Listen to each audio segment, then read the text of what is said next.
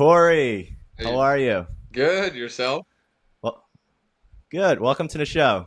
Thank you, thank you. Thanks for having me on. I'm excited. Awesome. The first thing we want to get out the way, because this is all we're going to talk about, maybe more, is triathlon. So, as someone who competed in Ironman and a world championship, the whole 9 yards, what the hell is a triathlon?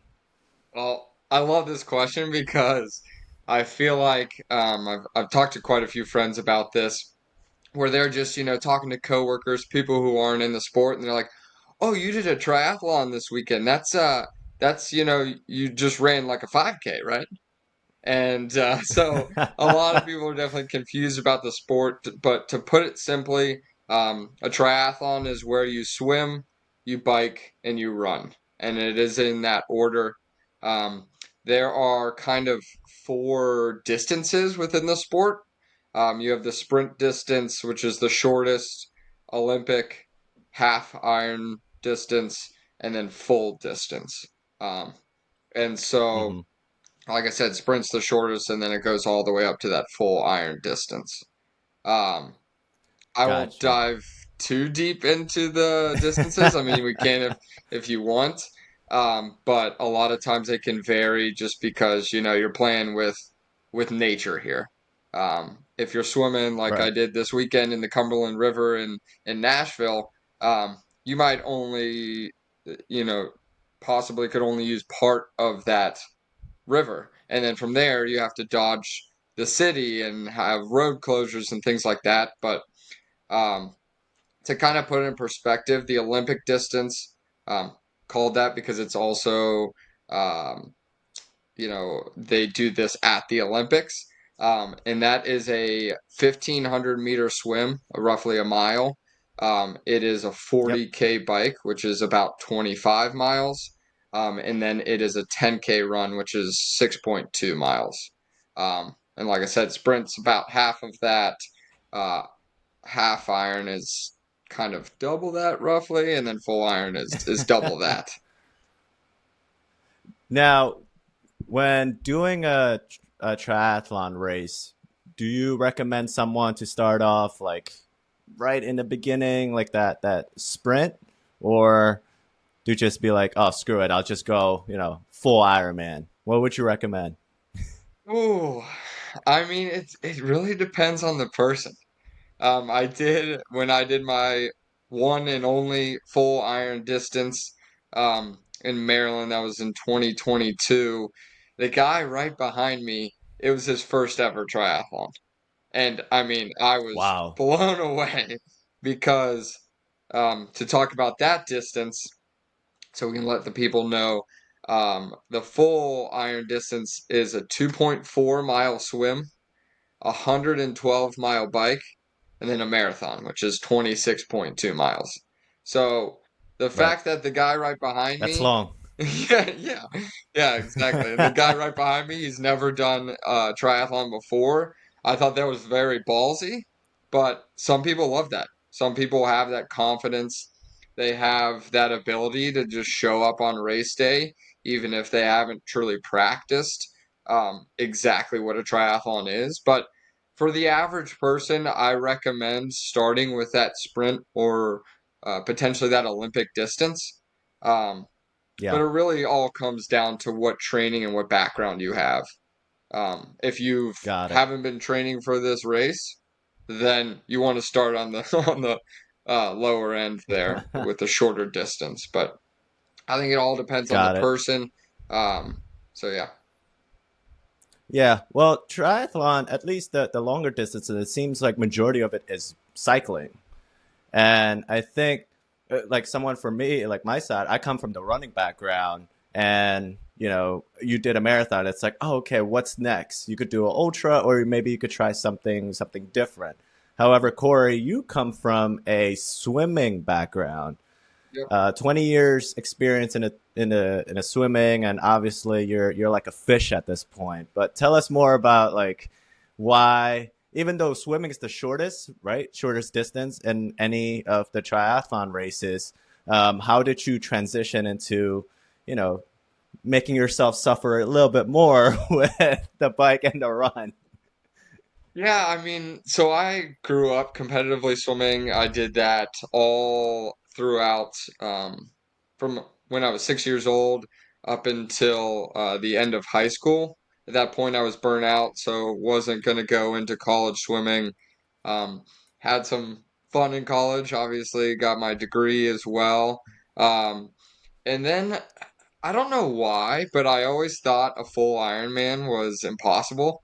I even like talked to people about who have done a full Ironman, Yeah. and I was like, okay, yeah, you say you've done it, but like actually, how do you run a marathon after biking 112 miles? And they're like, training, consistent training. I'm like, okay, yeah, sure.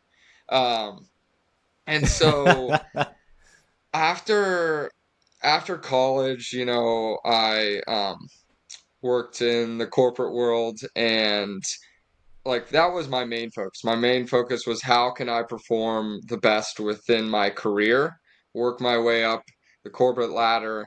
Um, and that was fairly fulfilling at the time. I enjoyed that. I liked really pushing myself, working with the people that I did. But it got to a point where I was like, oh, I kind of want to challenge myself outside of just my professional career. Um, and that's when during COVID, I was talking to one of my buddies, and we were talking similar to this, where it was like an Ironman's impossible. It's like what's Yeah. going on? How do people do that?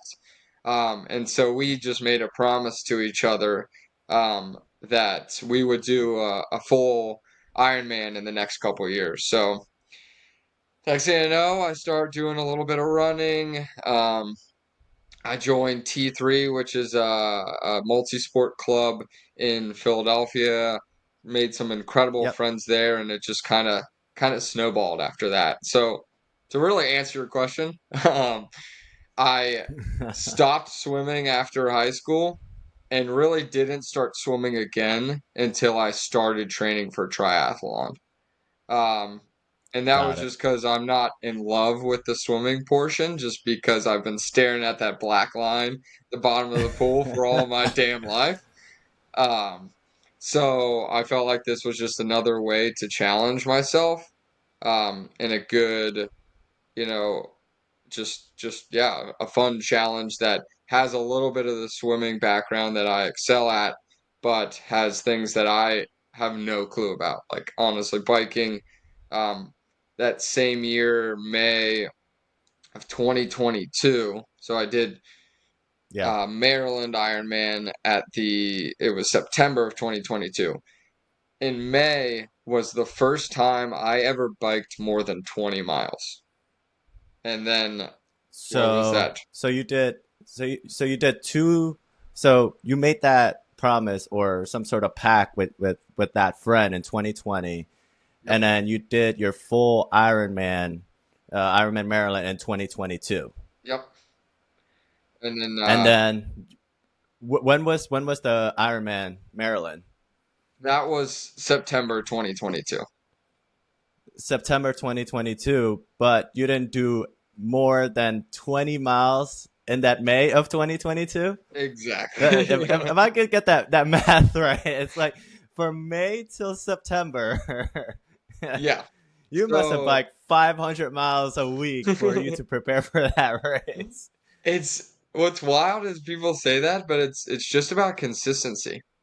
Like if you're Mm, trying to train for that full distance, it's possible to do that without biking a lot. Like when I say a lot, I mean just like one big distance in one big session. It's more yeah, of, okay, how can I, bike an hour on Tuesday, an hour on Thursday, and maybe 2 hours on Saturday. And I need to do that week in, week out until that race comes. Because over time, your body's just going to keep adapting and growing to that. So.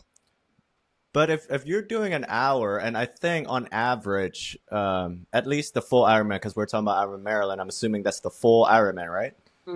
It is, yes.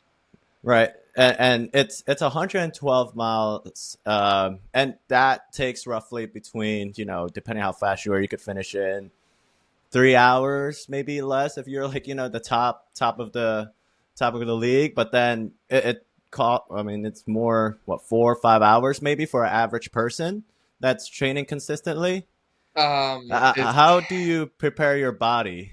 Yeah, that's where I'm getting at. It's like if you're doing an hour every day, or maybe like a couple times a week, mhm. for a triathlon races, it's like, it's because some people are afraid. They're like, I got to do an hour. That's a long time, and I think on average that's like, 15 to 20 miles if you're biking, on a relatively good pace. But then you're doing 2 3 times that during a race, maybe even 5 times that during a race. How do you kind of change that mindset, or like how do you not be intimidated by Um, honestly, you're gonna be intimidated at the start. And that's that? that's part of the fun of it. Is you're like, for me, I was like, holy shit, this is impossible. I was like, Right. I actually don't think I could do this. And that's what was so enticing about it is Hmm. that like, okay, well, let's just start training. Let's just start by signing up. We'll sign up in Mm. 2021, so I have a full year to get after this and try to make it to that start line. That's goal number one is just starting. Um, Right. and so that's really what I recommend for people is when you're getting into the sport is signing up for a race because then that gives you a goal. It gives you a certain date that you have to try to make it to that start line healthy. So for me, the first thing I did when I got into the sport might have been dumb, but I signed up for an Ironman. I said, okay. I think I signed up. It was like end of Gotta be September because 2021. yeah, because usually they Yeah. release the following signups like right the day after the following year. So like end of September, I signed up, or end of September of 2021, I signed up for the September full Ironman Maryland race in 2022. Um, and so I was like, well, I just spent the money. I at least gotta now start training. This is going to be a Right. goal of mine now, and let's just start with a couple miles a week. A couple miles Yep. running, maybe swimming once or twice, a bike here and there, just going out and doing it. You don't have to have structured Mm. workouts. You don't have to have goals week in and week out of, oh, I need to do 10 hours of biking and 5 hours of running and six Yep. swim sessions. No, it's just, okay, each day of the week, try to do something that will better you for that race in the future. Yeah. And And you're that's how that training builds for a that year. foundation. Yeah. Yeah, you're training for a year. So I think this is the common misconception, or not misconception, but more like the fear, right? People are looking at Ironman, it's like, oh no, it's like that's so scary. But then what they say is like 50% of everything is like you just showing up. I think Yep. that signing up is that showing up aspect, and these tickets aren't cheap. I remember when I did the half Ironman, it was like close to $400 for, and it was like an Ironman, sponsored type of race, so it was like real. Um, and once you drop $400 on a race, because typically a marathon is what, 100, maybe 150, depending where you are, right, roughly. But if you're dropping, almost half a grand on just tickets itself, you better be there and show up and pull your heart out and start training. So these 100%. tickets are not cheap. No. No. And that was the thing is I was like, I prolonged signing up for a year, really, because I made that promise in 2020. And when I signed up, It's the full Ironman is it really depends on when you sign up, but anywhere from $700 to $900. And so I Wow. put my credit card number in and clicked register. And so at that point, yeah, you like for me, and I'm more of a frugal individual. I like to take frugality into the sport as well, to make it a little more affordable for myself and the people I coach. But um, so for me, when I spent that money, I was like, oh shit. I was like, one, wow, I just spent a lot of money. Two, I have to do Yep. this. Like, not only is it a Yep. goal for me, to push myself and better myself, but now it's a goal for my wallet because it's empty. So yeah. Gotcha. Well, before we dive into kind of like the actual race and preparing for the race, let's talk about like the training aspect, right? Because um, we'll keep it brief and just do triathlon. I understand like an Ironman is a whole different ball game, but if I'm starting out doing a triathlon, let's say sprint or Olympic, like these are shorter distances. Triathlon, it's like okay, I sign up, got the ticket, already know what the end date is or the race date is. What do I do now? What's next? Mhm. Do I go to a swimming pool or do I obviously depending on what type of background, but assume like I don't have any, athletic backgrounds. Like I'm just a regular Joe Schmo or I was just like, oh, okay, me and my friend just made a pack. Like what are some tips? What are some first things that you need to do?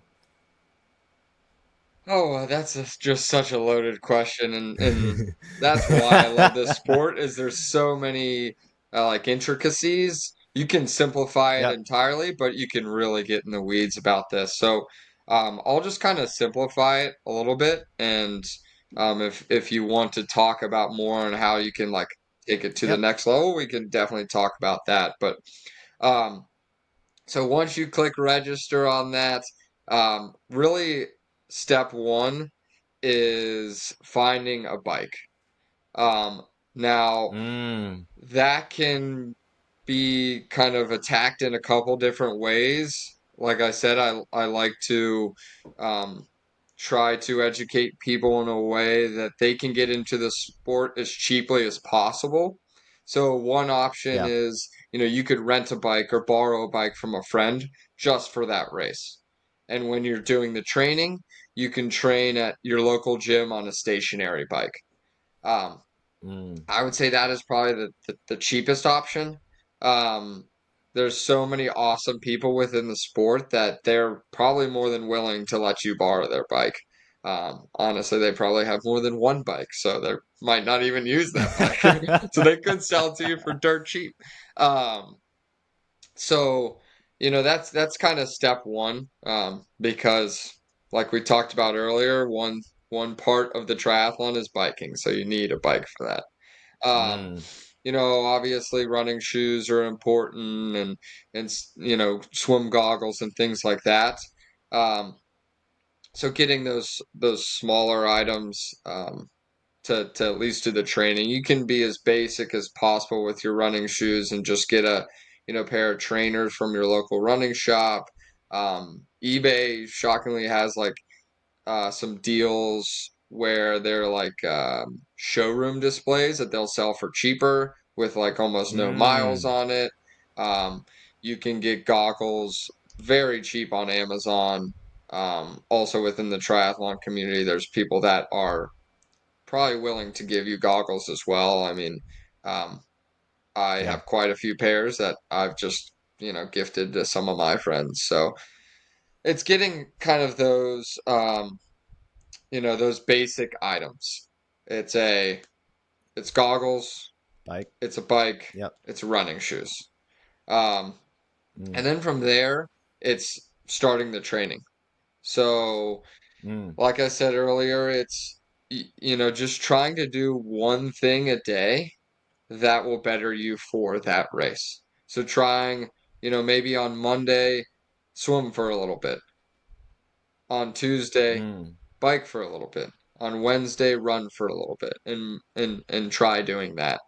Um, there is obviously quite a lot of science behind training.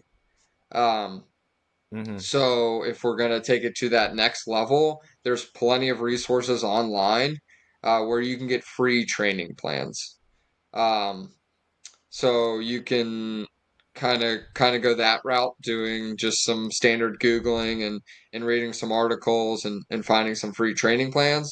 You can also purchase a training plan that's a little more tailored to you, or you can get a private coach, which is what I do, and that is going to be the most customized and personalized to that athlete. Um, where we're going to look at, okay, week in and week out, how are you feeling with your training? Are you really tired? Gotcha. Are you overtraining? Are you undertraining? Can we push a little bit harder in this workout? Okay, do we want to do interval work, or do we want to just do easy riding or easy cycling? When do I do running, and then when do I do biking within the week? Can I do that back to back days, even though my legs are tired? So that is kind of the ideal, um, the just the ideal situation. And honestly, it makes it the easiest for the athlete because then they don't have to think about um, the science and breaking out what they Yeah, have to do. They just have to go out and do it. Um, got but it. it is the easiest, but it's also usually the most expensive. Got it. Well, before we dive into the coaching, I know you're a coach, and then we'll dive deep that about that in towards the end. But going back into the bike, right? Like, what type of bike do I need? Is it, I don't know, is it like a road bike, or is it a gravel? Can it be a mountain bike? Can it be a BMX bike? Like, what type of bike does it, or and does sizing matter? Yes, sizing is very important. Um, so ideally, you want a road bike or something that's called a triathlon bike. Um, it's not mandatory. It does make Mm-hmm. it a little bit easier because they're faster. A road bike is meant to go fast on the road, which is what most triathlons are. They're on paved surfaces. Um, but I've seen people do triathlons on fat tire bikes, on mountain bikes, on beach cruisers, you name it. So that's where it's like the entry level into the sport. You just need a bike. Um, as Yeah. far as sizing, it's pretty important to have a bike that has the correct frame size, but you can kind of play around with that by adjusting seat height and some other aspects within the Mm, bike. Um, so, you can even get professional bike fits that fit you perfectly to a bike. That's like another level within it. But for someone just getting into the sport, um, yeah. there's plenty of resources online. You can go to your local bike shop and they can just measure your inseam and say, okay, you're a medium sized bike frame. Um, and then you can, talk to some friends and Yeah. see if they have a medium. Um, and use theirs, and then you can adjust the seat height to fit you personally. Yeah. And I think when I first starting out, I was intimidated. I was looking at bikes, and especially at races, it's like, you're driving a Toyota Corolla and people were driving like Ferraris and Lamborghinis. Like Yep.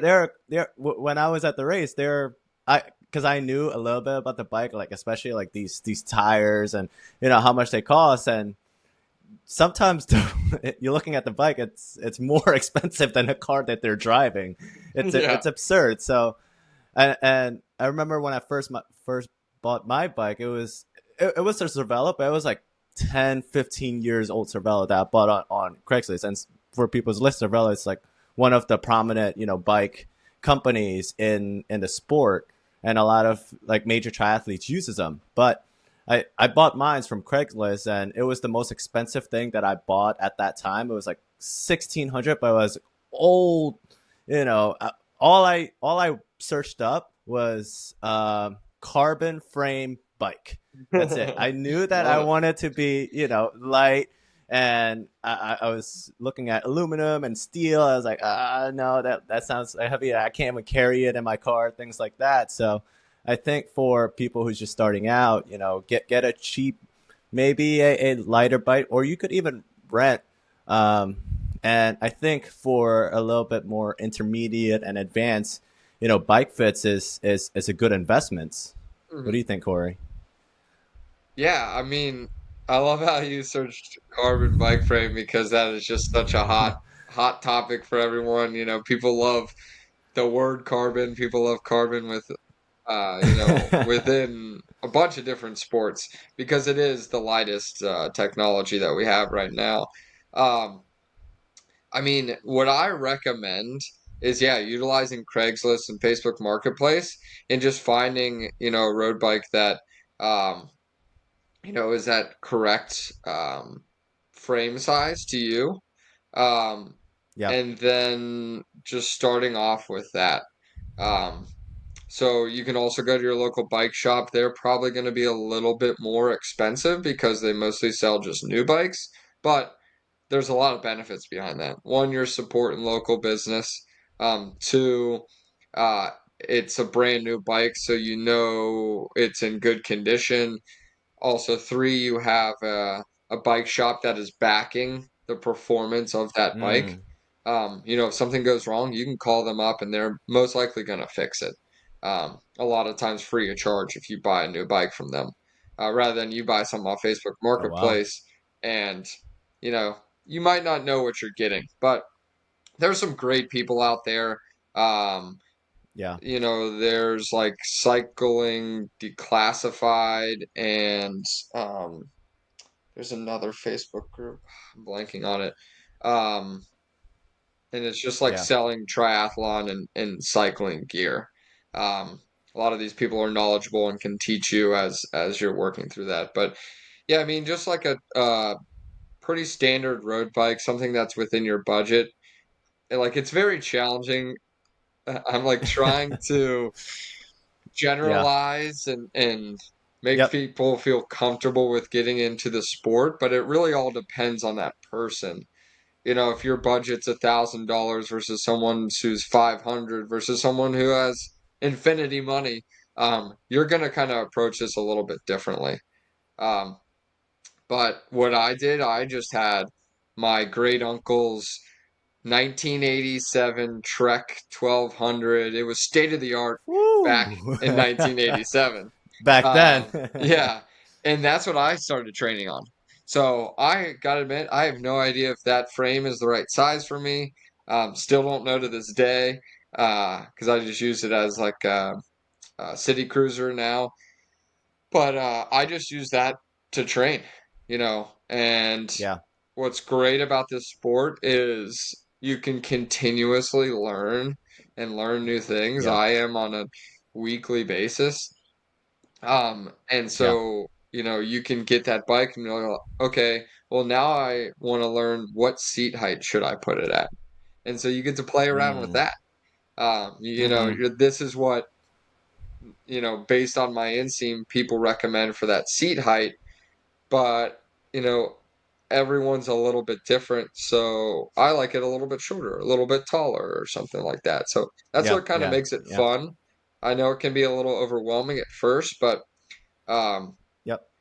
just finding something that's within your budget. You don't have to go carbon. You don't have to Mm-hmm. have the nicest wheels or things like that. Just something that gets Yep. you into the sport, I think is what's important. I mean, you don't know, Yeah. especially once you sign up um, for that race and you're just getting into it. You might do that first race and you're like, this is not really for me.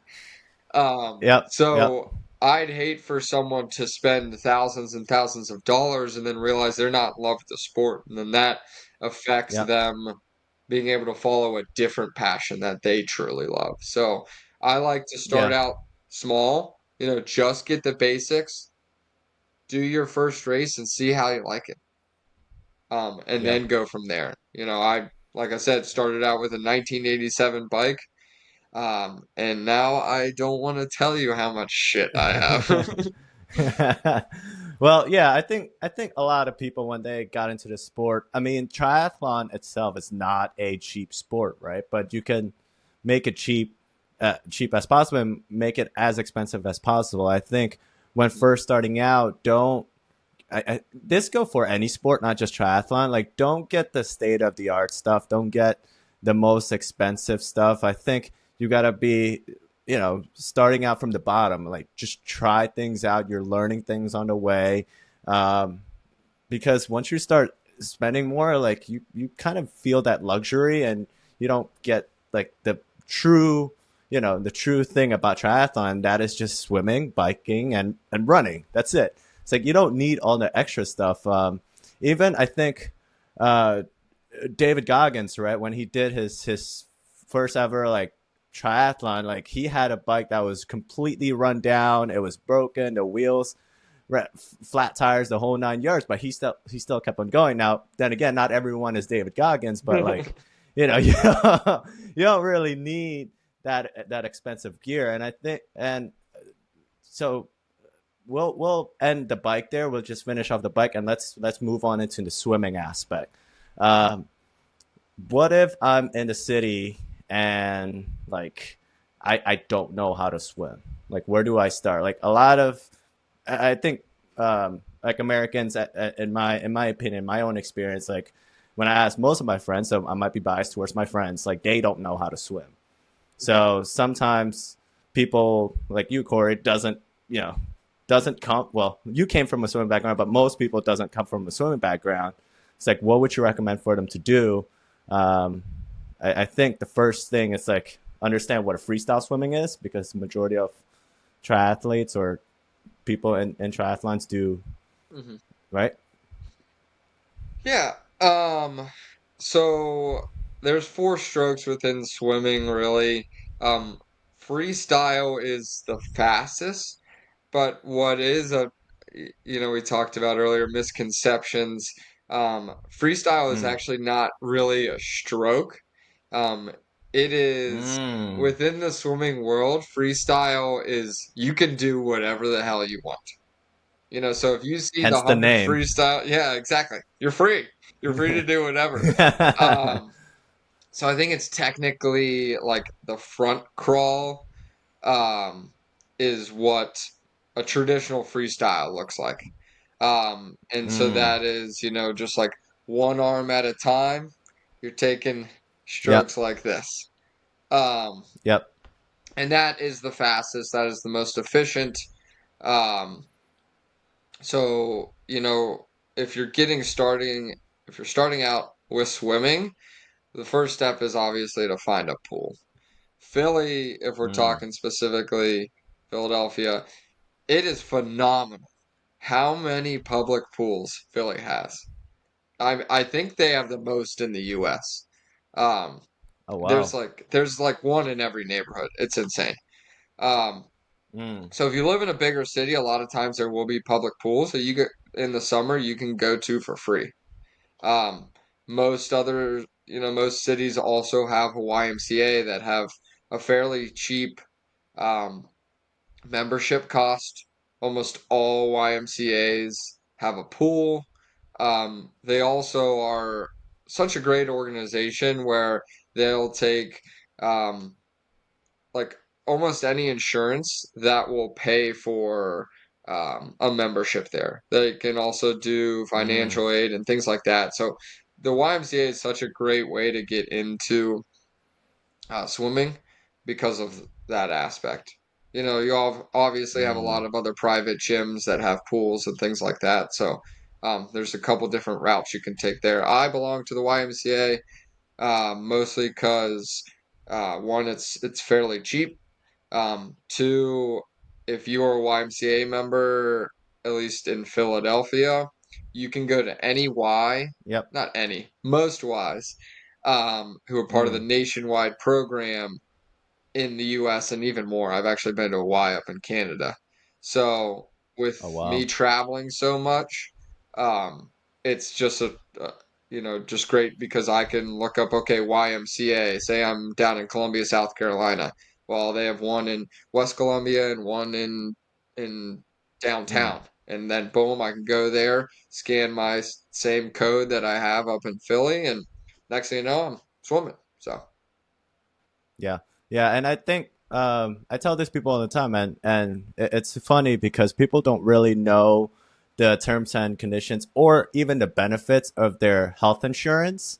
So I have Independence Blue Cross, and one of the benefits with that is there's this thing called Active and Fit Direct, which is a website you could look it up, or Fitness Your Way, where you pay, I think it's like $29 to like $40, depending on, they do tiers now. Back then it was just a one-time fee of $29 a month. And you have access to most franchise gym nationwide. So outside of the YMCA, maybe like a, not Lifetime Fitness, Anytime Fitness might have a pool, or LA Fitness might have a pool as well, and you could utilize those. And even using YMCA, like they have a couple of YMCA's, at least where I go, it's like the Ridley Creek YMCA, like that was included in that insurance.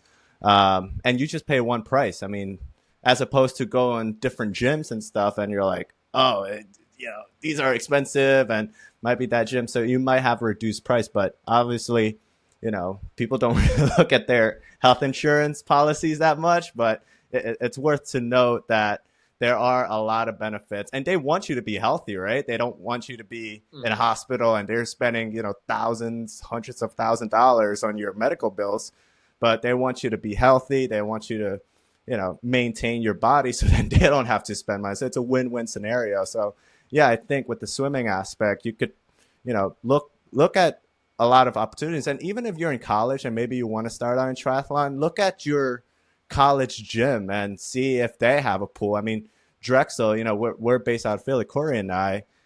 Drexel have, if you go to Drexel, their gym is phenomenal.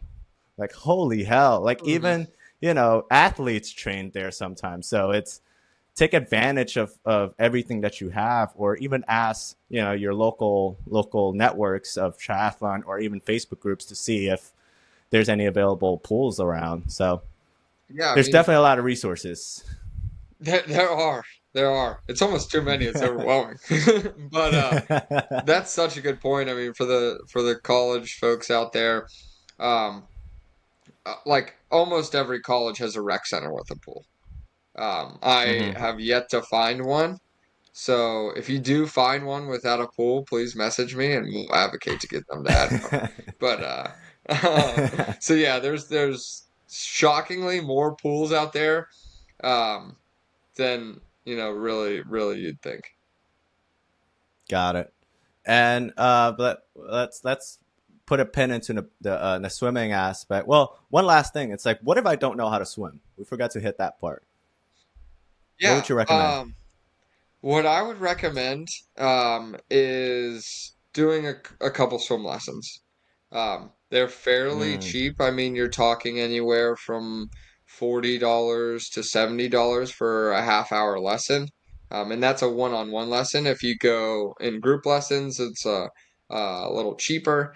Um, and they'll work with you to get honestly just to be able to swim. Um, and then what you can do is maybe do that once a week and then also practice another time a week to practice what they're telling you. And I know for a fact the YMCA's, they all offer swim lessons. Um, I know Drexel offers swim lessons, and so a lot of the colleges do as well. Um, and then, you obviously have private swim coaches and triathlon coaches like myself that offer swim lessons too. So I do recommend a swim lesson, because like we just said, there's a lot of resources out there. Um, on kind of how to learn how to swim, like on YouTube and things like that. And I do still recommend Yeah. looking at that, but not all of them can be very reliable. And it's better to have someone there with you in the pool to one make sure you're safe. I mean, 9 times out of 10, there's a lifeguard there. but Yep. also, they're there to personalize it to you. Also try to Mm. communicate it in a way that you're gonna understand rather than someone on YouTube that's trying to communicate it to the general public. Still great resources. I still utilize YouTube to try to find those, different drills that I might be missing out on, Yep. just ways that I can kind of grow a little bit as a coach and also as an athlete. Um, but Yep. you're gonna find such a life changing and quick um, kind of process to be able to swim through some lessons. Yeah. Coaching is a huge one. I think we went to the same. We kind of did a swim lessons together that or like a group session with Andrea, I think, right? That Yep. the one in downtown, and that was super helpful. I think during the 101s, benefits for having a coach, even though it might be expensive for a 30-minute, but you're 30-minute like in the pool, like it's nonstop. It's not like Yep. there's rest or anything.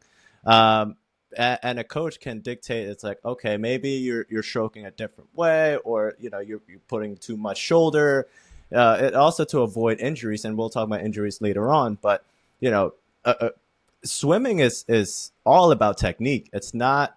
You don't have to be the strongest guy in the gym with the most muscle mass. At least that's what I thought when I was in the gym. Well, in a YMCA, I was usually in the morning. Like I thought, like okay, I'm pretty healthy. I'm young, right? I'm like I'm gonna swim fast, and there's this like 50, 60, 70-year-old ladies just like boosting like back and forth nonstop. I'm like struggling. I'm like, this is when I first started swimming. I couldn't go towards the deep end. Like I was at the shallow end. Like I'll stop when I can't like put my feet on the ground and I can't stop breathe. But yeah, the importance of technique in a swim is such a huge aspect. And like I said, there are these older people that could they're basically mermaids, like, and it doesn't matter what your muscle mass is, doesn't matter, how strong that you're stroking, things like that. But if you have a proper technique, you will swim faster. And I think that's the most important thing about getting a coach as well. 100%. Like I'm so glad you brought that up. Swimming is so heavy on technique. Mm, I mean, I've been working with one of my buddies. Um, he's one of my athletes, and we've almost taken his swim time per 100 down by 20 seconds just on technique. Like not that's huge. like he's going from 2 minutes per 100 to 140 per 100. Wow. Just working on technique. So it's so heavily focused on that. And I do also want to say that learning how to swim when you're older is significantly harder Yeah. than when you're younger. Yeah.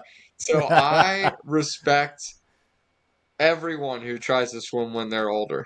I mean, I mean, I'll be at the Y and I'll be talking to some people and they're like, "Oh yeah, I just like started to learn how to swim a couple weeks ago." And I'm just so amazed by them because the guts it takes for you to get in water knowing that you can't really stay afloat and you're gonna try to swim and try to get better at that, that is just so impressive and something that I honestly take for granted on a daily basis that there are people that can't swim. So um, Hmm. don't when you're trying to learn how to swim, don't be all caught up in your head about it. There's a lot of people that don't know how to swim out there, and the fact that you're going out there and trying to do it and trying to learn how to swim and or just trying to be a better swimmer, that's amazing.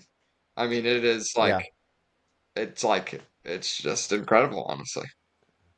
And not only that, I mean, there's a ton of benefits with swimming, especially at an older age when, your joints and your bones might be more, vulnerable to, breaks and things like that and injuries. Swimming, you're just in the water, your body heating up, so you're burning calories that way from the cold water, right? And, Mhm. you're doing these techniques where you're just on the water. You're not like in martial arts when you're like getting punched in the face, or you're doing weightlifting when you're when you accidentally lift a super heavy weight and you're like, oh, I just twisted something, or like swimming is relatively, you know, not. I mean, if you do a proper technique, like you don't get injured as much.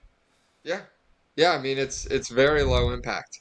Like think about Yep. running and just pounding on your knees and your ankles and your hips and things Mm-hmm. like that.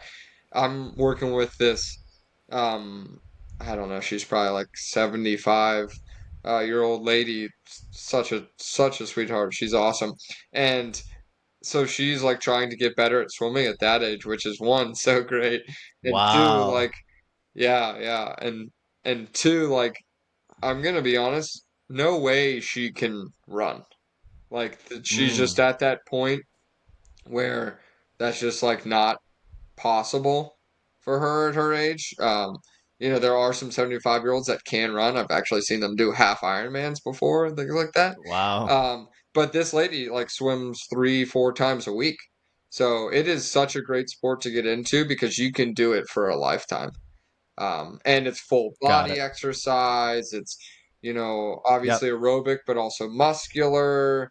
Um, yeah, so it's a great sport. I know I'm not like in love with getting in the pool, but I've done quite a few laps in my time frame. But it's cool. It's a really cool sport. Got it. Well, one of the benefits in swimming, it's like that swimming body. It's like it's is pristine. I think that's a lot of women like swimmers.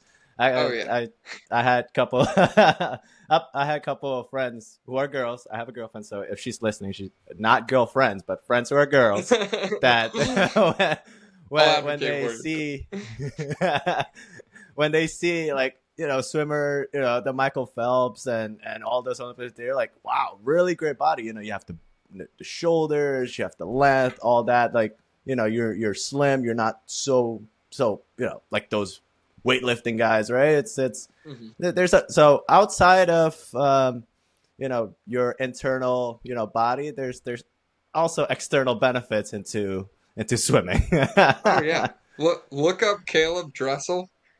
You could probably type in Caleb Dressel shirtless if you want. That guy, dude, like I I I like women, but damn, Caleb Dressel is he's Oh got a good man, looking body. And yeah, I that's mean you awesome. see anyone at NCAA champs or at the Olympic swimmers and they're just absolutely jacked and so Yeah. cut, like Yep. 12 packs, like didn't know there was 12 that many packs. Wow. abs. Like I'm like, Jesus, maybe I should swim more every time I see that. Another benefits to swimming is eating. I don't know how you are, Corey, but when you did, the past 20 years of swimming, or just doing a swimming session, like you get hungry, man. Oh Like my God. super, super hungry. I don't understand. It's like I could eat a whole Thanksgiving meal right now, but then I was like, I know I can't because I'm gonna run the next day. I'm gonna feel it, but you get really like even Michael Phelps, right? He eats 12 times a day or something like that. Like it's astronomical. Yeah. Do you feel I in the I same don't way? know. 100%. I actually haven't figured out why that occurs. I mean, obviously, if you're swimming as much as Michael Phelps, you're burning so many calories that you need to Right, right. eat, and that's just going to happen. But that's the same thing with running or runners, cyclists, triathletes, Mm-hmm. all that. The more calories you burn, the more hungry you're going to get. But for some Yeah. reason, Aldo, I get out of that pool and I'm like, I want 4 egg sandwiches, and I'm like, it's just I don't know. Maybe it's the chlorine, maybe it's just like being horizontal. I don't know what it is, but yeah, I get so hungry after I swim. Yeah. Yeah. Yeah. Well, I think you provide us a good segue about the older women earlier, but running. What are your Hmm. thoughts of going outside versus treadmill? Ooh, coming in hot. Um, I I personally think running outside is far superior. Um, Mm, there's benefits of both. But when it comes to if you're going to do a triathlon or a running race, you're not going to be doing it on a treadmill. So ideally, you want to practice what you're going to race at. So, you might be running around your neighborhood and there's these slight little inclines or, off camber and Mm, things like that that will strengthen certain muscles in your feet and your knees and things like that that will make you a better runner. And it also will make you better prepared for your race. Also, you get to see shit when you run outside. I mean, it's like, and that's what I love about cycling as well. It's like when you go out there and run, I love going to new cities and running or cycling because you're mm, like, that you see stuff that you would never see if you just stayed inside. Um, yeah. so between those two things, I'm a big proponent of running outside. Um, but there, if it's a little softer on a treadmill than it is on concrete. Asphalt's a little bit softer than concrete, but so if you have like a little bit of aches and pains, a treadmill is good. You're also can control kind of um, the incline. So if you want to do like Hmm. high incline and hill work, you can do that on a treadmill. Or if you want to do like intervals, things like that, and don't have a Yeah. track, so you can control the environment more. Um, but I mean, just running outside is one, so much fun. Two, gives you a little bit more real life, um, kind of like just a situation, and um, Yeah. yeah. What about shin splints? Let's move into the the elephant in the room, because sometimes in training for, especially in the longer distances triathlon, like you're running miles after miles, maybe 20, maybe 30 miles per week, and that could be, like you mentioned, you could have significant injuries, your knees.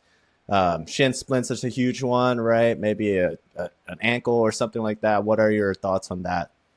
hmm Yeah, so it's kind of funny that you bring that up because Uh past oh. couple weeks I've been dealing with a little bit of shin pain. Got in my head a little bit. I'm like, oh, I probably have a stress fracture. I'm out for like 8 weeks. I'm screwed. Blah blah. How that whole mindset goes sometimes. Um, but I think it was just a little bit of shin splints. So what usually like what usually causes shin splints. Um, is essentially like if you want to simplify it, it's overtraining. It's also training on Mm, hard pavement too.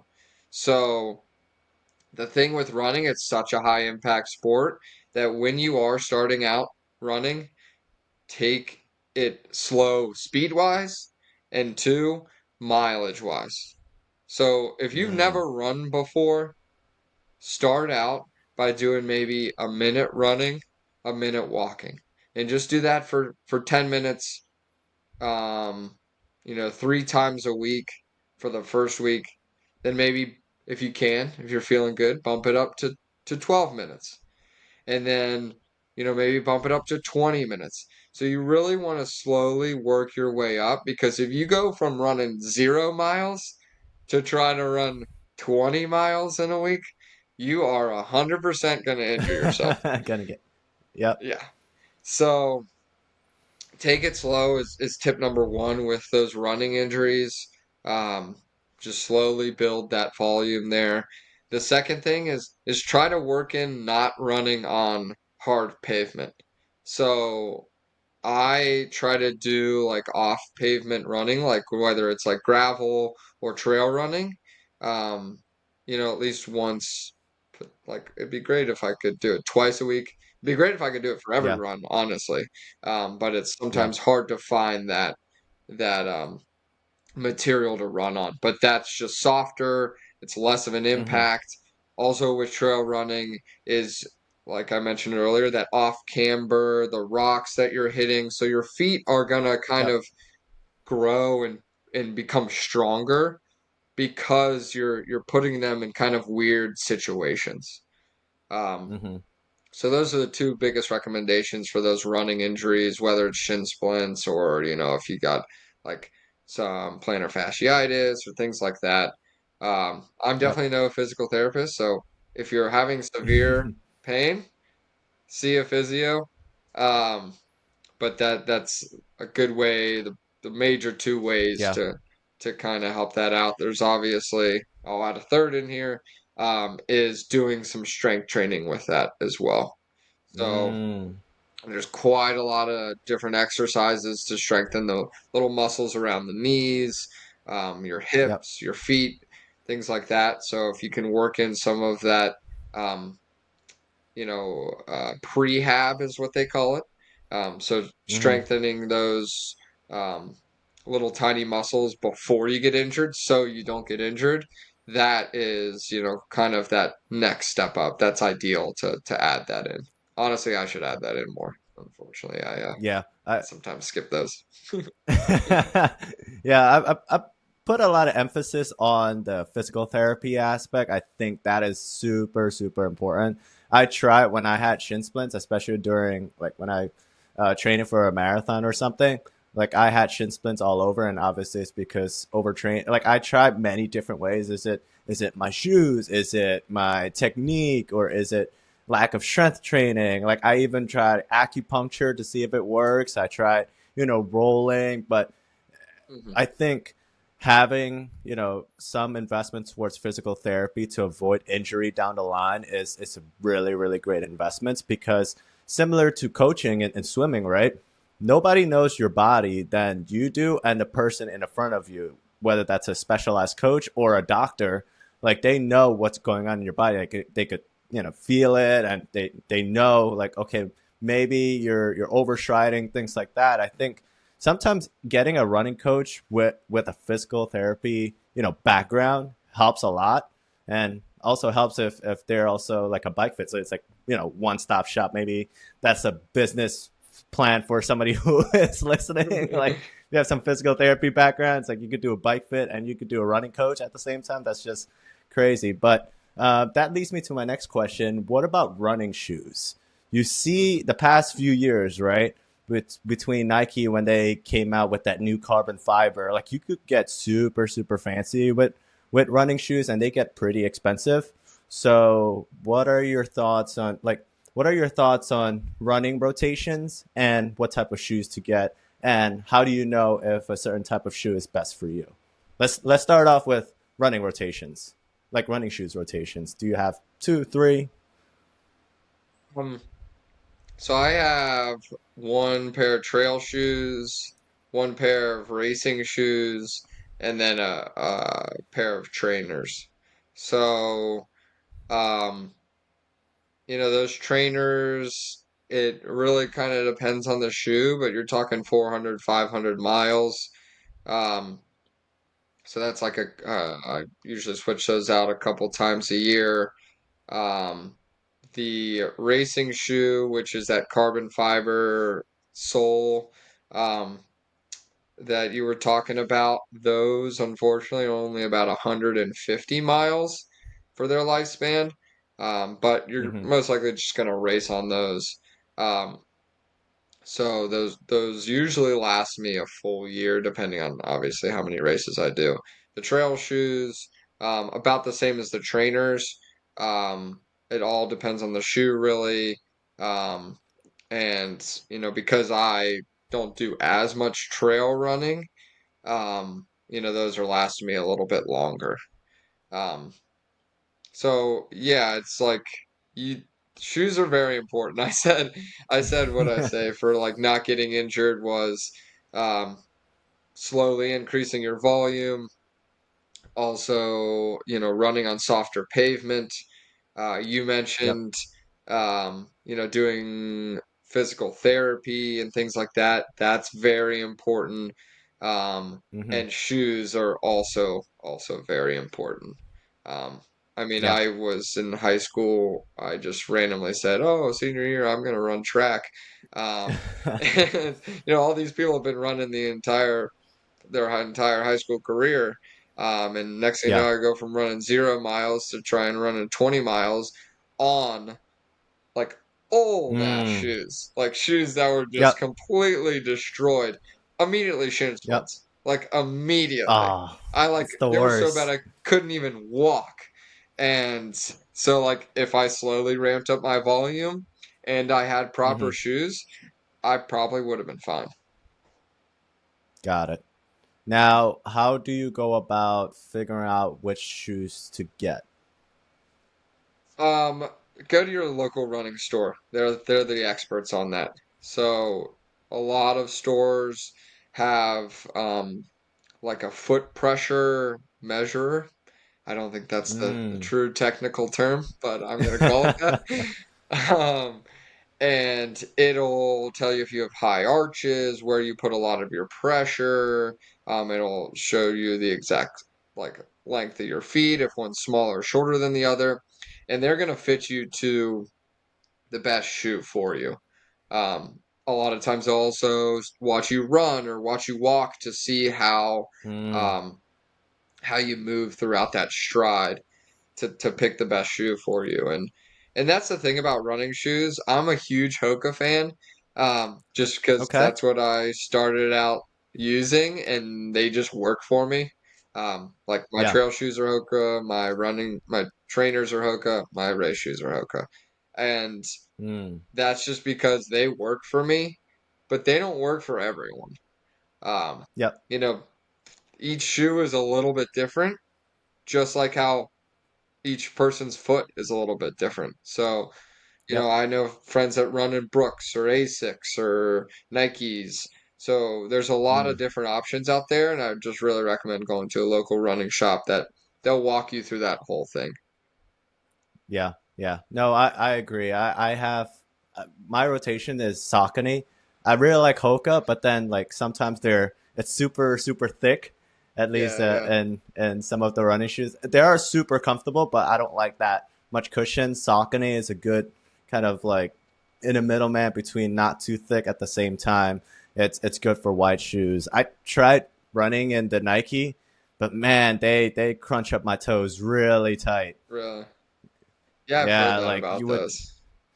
Yeah, and I mean, granted, I ran into like the first Alpha Fly, and it is a cheat code, Oh yeah, but if you don't like cut your toenails, sometimes it'll attach to the skin, and it gets really ugly down there. yeah, So. yeah, yeah, definitely. That's losing toenails is definitely a culprit of not like of shoes that don't properly fit. I gotta admit, Yeah. I'm like, um, I've only lost one toenail, and that was because I did 44 miles of running in 2 days. Um, Whoa. so that's kind of bound to happen to lose a toenail on that, but like because the Hokas fit so well to my feet, and I'm Yeah. picking the right model too. That's important. The right model that depends on kind of what your goals are with running. Yep. Um, I haven't had a whole lot of injuries and haven't lost a ton of toenails. There we go. Well, yeah, I highly recommend. I think the shoe company is if you're based out of Philly, Philly Running Co. Philly Right? runner, yeah, Philly Yeah, runner, Philly yep, Runner. Like, go to them, and obviously they do all the shoe analysis and your foot analysis for free with the hope of you buying stuff from them. But it's really good that you have someone there who's doing this somewhat for free from your end. Obviously, they get paid by the store, but they look at your feet and they analyze things, see how how you're striding, your running technique, and kind of provides you a good recommendations for a shoe. And I tell that to my friends all the time when they're like, "Oh, what type of shoes do I get?" It's like everybody's feet's different, right? yep, Because you might have white feet, you might do heels, you might do front foot, things like that. So everyone's very different. And I recommend going there. Um, 100%. Like I want real quick, just want a second Philly runner too. Like they're yeah. phenomenal. Um, I mean, one, I believe their workers don't get paid on commission. So they're not going to pressure you into buying shoes there. They're going to want to Mm, find the best shoe that fits you. Um, so that's a good aspect. And two, I remember during COVID, I was like kind of buying my first pair of like new running shoes and wanted to figure out what to get. And they actually did like a, what did they call it? I guess it was just like a stride analysis where I essentially did like a video call with them and Oh wow. put the phone on the ground and they just said, okay, put it to the left side and just walk this way and then I want you to walk towards it. And based on how I walked, they were like, okay, Wow. you're like a heel striker or a toe striker or you pronate right or left. And they were able to analyze that and then find the right shoe for me on that. So they are so knowledgeable. We also got a couple T3 friends that work there. Um, so it's great. They got a treadmill there too. You can try shoes out. Just Philly Yeah, Runner's awesome. that's awesome. One thing that we didn't touch on in this entire segment is tracking. Now, Mhm. I know you have one and I have one. We're both huge Garmin fans. I'm anti Apple, Apple Watch after I realized I got to charge them every night. They last, 8 hours, but Garmin can last for, a few days to a week or so. Mhm. How are you tracking things? Do I need to get the latest Phoenix whatever? I think they're at 7 now. It's like, what are your thoughts on tracking? Because obviously you want something you could swim with. You want something that you could do cycling and avoid getting hit with debris and stuff. So something that's strong and hopefully last long enough to do a triathlon race. Mhm. So Yeah, I mean, I got my Garmin on right now. I don't ever remove this thing. I mean, like, well, if I do real quick, you might be able to see the pretty yeah, pretty solid tan line there. there you Um, go. but so I mean, I recommend Garmin just because, it's meant for multi-sport. It's meant for like running. They have cycling stuff. It's completely waterproof. It also has crazy metrics like sleep analysis and your body Yep. batteries. So it's like, okay, how much energy have you spent today? It can also like try and estimate like where you are at in your training, if you're like tapering, if you're, Mm, being productive, things like that. So there's a lot of cool aspects to it. Um, I don't think it's necessarily mandatory.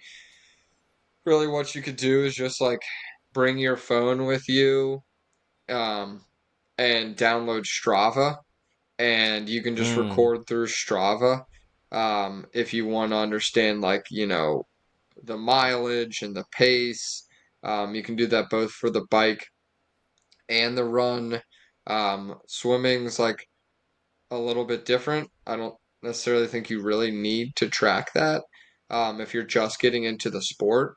So I'd say cheapest mm. way to kind of go about it is just download Strava and track that way. The best way is, in my opinion, getting a Garmin watch.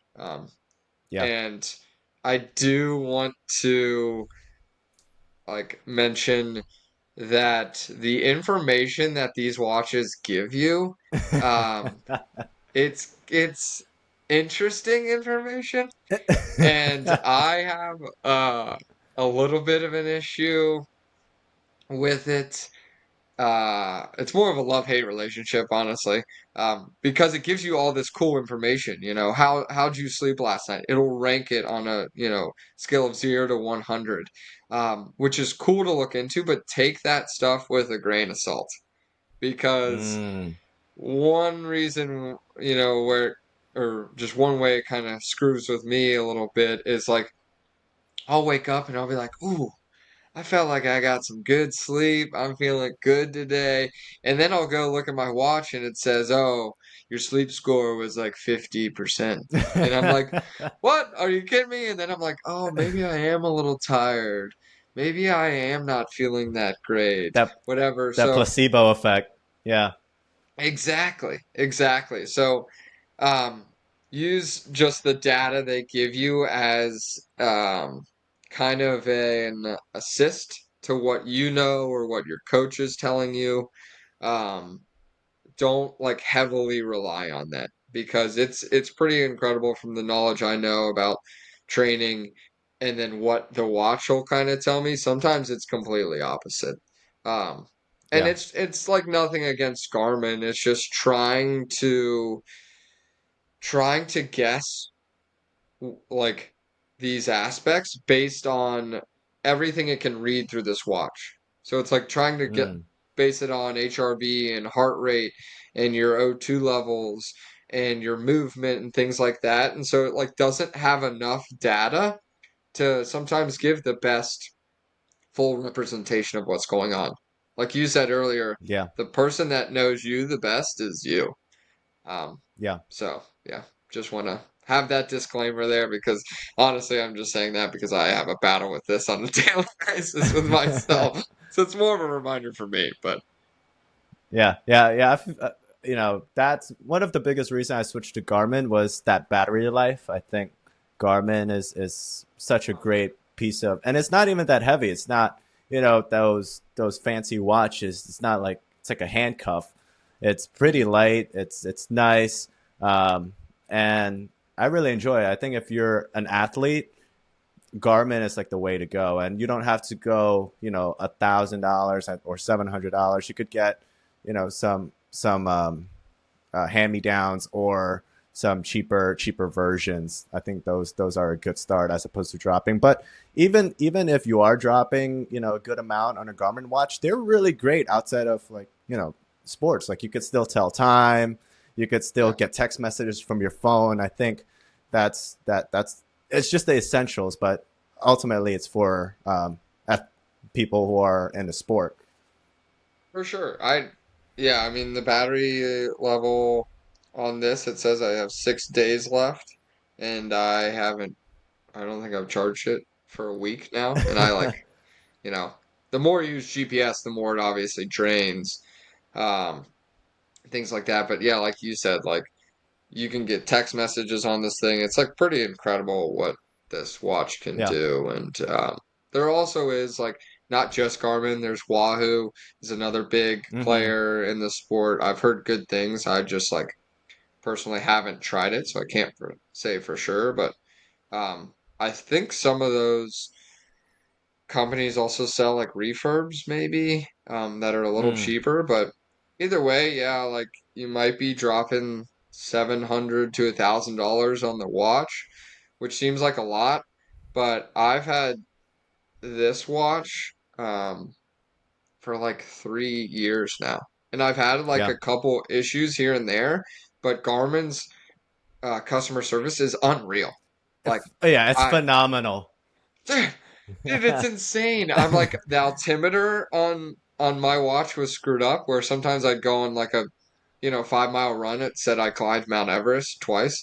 And obviously not true. And so I like reached out to them and they're like, okay, we'll just have you try these things? And so I tried those things, didn't work. And they're like, okay, just send it to us and then we'll send you a new one.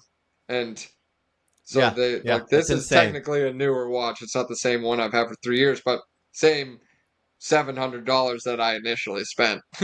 And Yeah, yeah. I yeah, mean, so those investments go a long way. These customer service are phenomenal. I remember when I had, you know, an issue with the rubber around the Garmin watch, and they were like, "Oh yeah, we'll send it to you for free, and then just let us know if you have any other issues."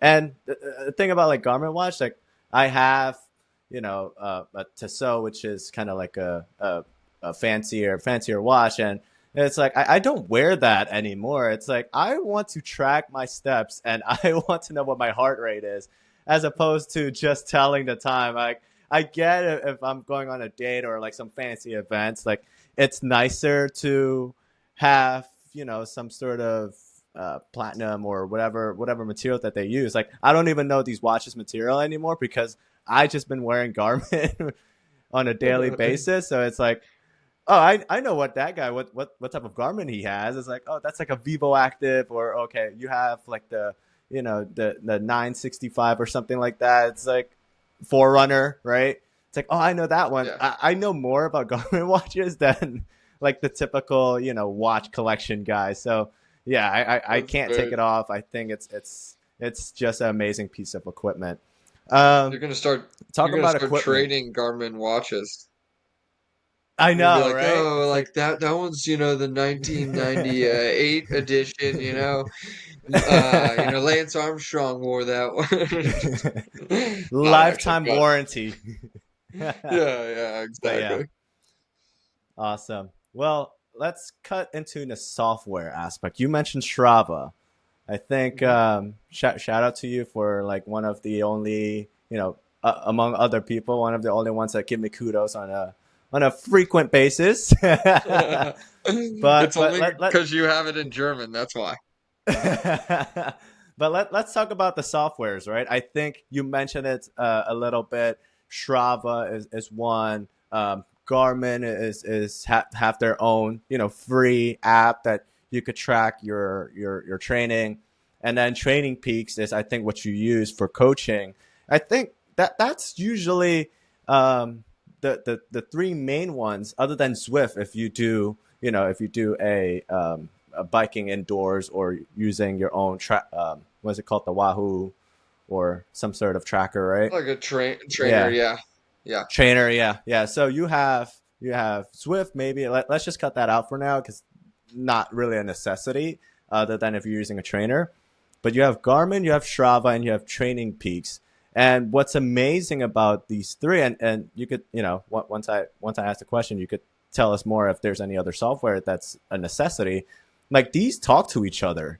Like you could Mhm. get a training plan from your coach or a training plan from Training Peaks themselves, and you could upload that. At least if you have the premium version, and that talks to Garmin, which is your watch, and then you can get training plans from them. Like once you hit running, it's like, oh, you actually have a training, session based on your Training Peaks, and then you could post on Strava or you could track with Strava too, and that's really amazing because Garmin talks to Strava and you can upload your workouts for your coach or for your peers, Mhm.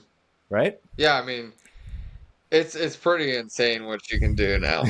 Um, I talked to my dad, and my dad ran at University of Tennessee, and he's like amazed by this watch and all the different softwares and things like that because he's like, dude, we had our coach just with a stopwatch and that's about it. And he like, rolled out the little like roll, I don't know what it's called, the thing that just like measures how far things are and that's how you like knew how far Yeah. you went. You can use GPS and stuff like that. So it's pretty amazing what we have available. But Strava is kind of the social media of Yep. um of just endurance sports. I mean, you can also add like rock climbing on there. You can add those types of Mm, activities. It's a cool way to just kind of interact with other athletes. You can also track on it too, which is nice. Um, One thing that's really cool is there's like segments and routes. And so routes you can see like, you know, people can kind of plan a route on Strava and post it, and then you can utilize that route. Say you're going to Philadelphia for the first time and you want to cycle, mm, 25 miles. You can look on Strava for routes in that area, and there's some posted routes and things like that that you can utilize to make sure you're going on like safe roads and roads that are paved well and things like that. Um, then you have segments, which are kind of cool. It makes it a little bit competitive. So people just like put certain sections of a road or like a climb up this big hill or a yeah. trail, um, wherever, and people try to set like the fastest time on there. Um, so I know Oh, like at the okay. Temple track, there's like the 400-meter segment, um, and it starts in, the northeast corner, and you can hit record and try to get the fastest time for that section. Now that one's going to be a hard one because there's collegiate athletes running on that track, um, but it's still cool. You're like, oh, like you can also like Yeah. separate it out by like clubs. So like T3, what we're a part of, or other like endurance clubs or whatever, you can see who has the fastest time within the club and kind of make some mix some add some competitiveness and some fun around that. Um, so that's Yeah. kind of the gist of Strava. The big ones from like data analysis, Training Peaks is the biggest one. Um, Mm, I've found it like it's pretty user friendly. It can analyze data pretty well based on like what metrics you're recording, like heart rate and pace and things like that. yep. But it's nice for like coach and athlete relationships or buying Mm, plans through Training Peaks. Um, so what you can do with that is there's a bunch of coaches that, make a generalized plan um, and post it to Training Peaks, and then you can buy that plan through Training Peaks. And when you buy that plan, a lot of times when you connect your watch um, to Training Peaks, you can essentially have something that is scheduled within that plan for that day. You click go to swim on your watch, you hop in the yep. pool, and it will record to that workout. It'll tell you the workout on your watch, which is Yeah. really cool. And that's like same thing for running and cycling and other sports too. Um, Also, like you can kind of communicate through that. There's a lot of aspects to Training Peaks. I mean, there's a Yeah. reason why I use it. There's a reason why almost every coach uses it. Um, and Yeah. then if we want to talk kind of the frugality side of things, you have something called intervals.icu, which is um, Mm, kind of a free Training Peaks. So they're like Wikipedia, where they rely on donations. Um, and it's free for everyone to use. You can connect your Strava, your Garmin, all that stuff, just like Training Peaks. And you can analyze your data throughout there. It's trying to guess, okay, how well are you performing right now? Are you too tired? Are you in really good shape? You can also yeah. do that coach to athlete relationship. It's just not as user friendly as Training Peaks is.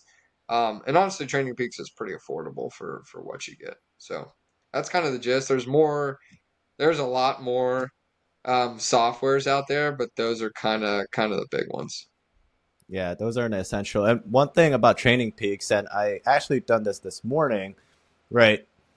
It's pretty quick to update as long as you mentioned connecting your watch. I think if you have a Garmin watch, you just connect your Garmin account towards Training Peaks, and if you change, like I said, a workout, like okay, I today is Wednesday, right? I want to change my swimming.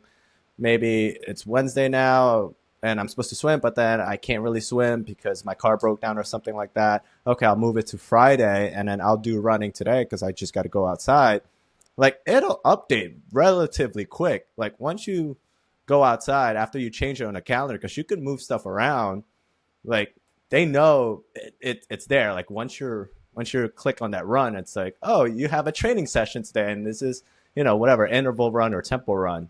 So it's super user It's friendly. It's quick. Yeah, it's live. Like what's today? Wednesday? Yeah, yesterday I was kind of switching some of one of my athletes like runs, so like we were essentially doing a sorry. I That's put on okay. his plan a run for yesterday evening. And I was just kind of going throughout the whole week and realized, okay, let's switch that to something a little lighter, just because we don't want to overtrain here. Um, and so he saw that I kept two running workouts on there just because I just wanted to keep that running workout until I was able to switch it. And he Yeah. messaged me. He was like, "Hey," and it was like why we were kind of chatting about it. He's like, "Hey, I just want to let you know that there's like two runs on there. Is that like a mistake?" And I'm like, "I'm at this exact moment like removing the other one." So it's like it's crazy how live it is too. Yeah, it's pretty quick. Gotcha. For sure. I want to shift gear here. I think this is we talked briefly about it, but we mentioned physical therapy. We mentioned overtraining, right? These type of aspects.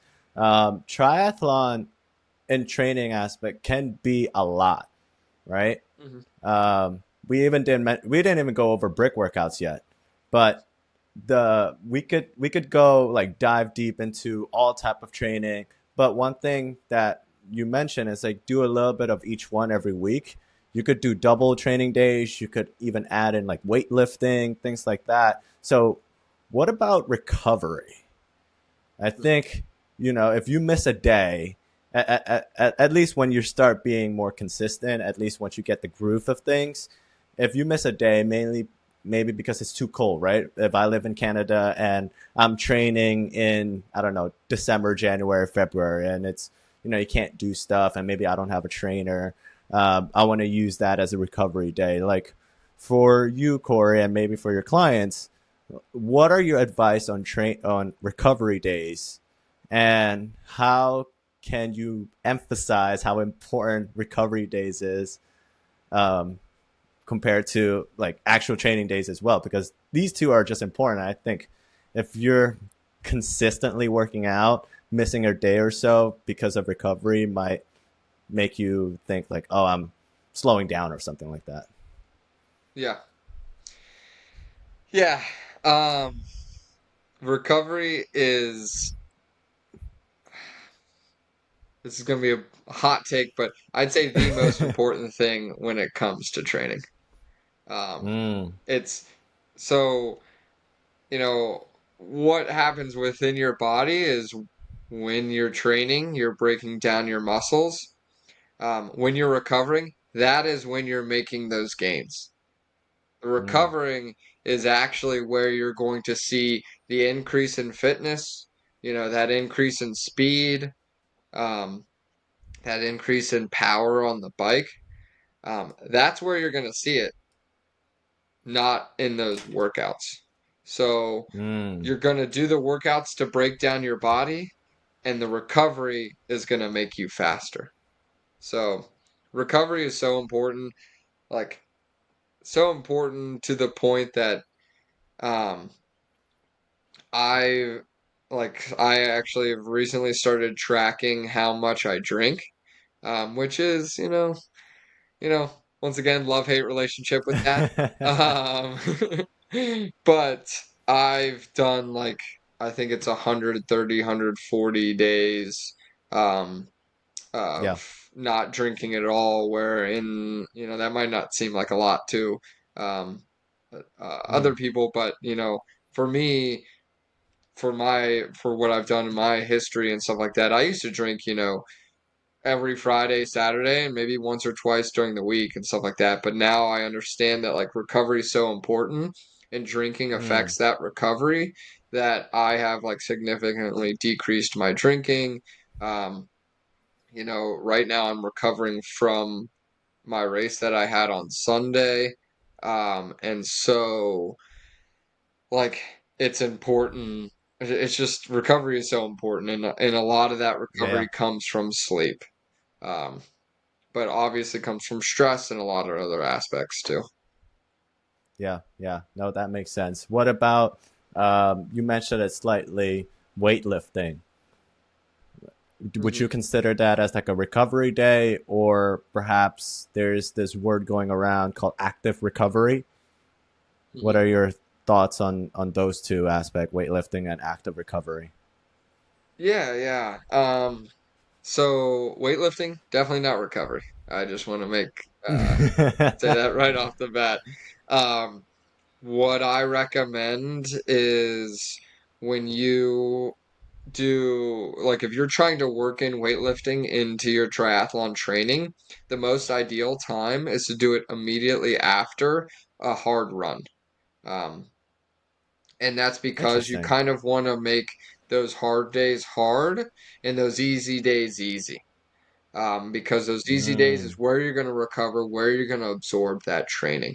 So if yeah. you do a hard run on Tuesday and are destroying your muscles in a good way, and then Wednesday you lift, you're not really recovering from that run. You're not absorbing that training, and then you're you're tearing your muscles again, once again in a good way. Mm-hmm. Um, Mm-hmm.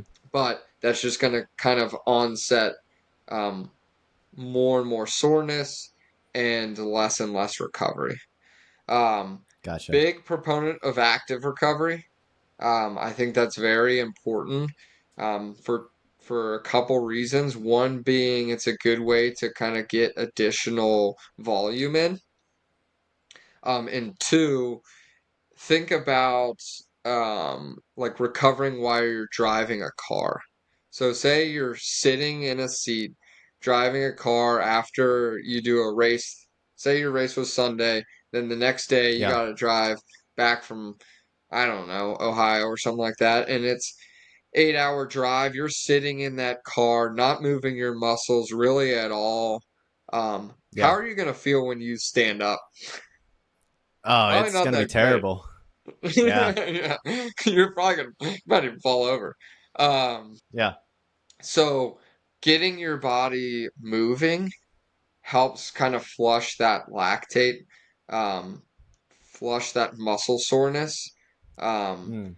and help you recover to then perform again on the next day. So active Yeah. recovery, I Yeah. think, is very important. Weightlifting also very important, but that is definitely not a recovery aspect.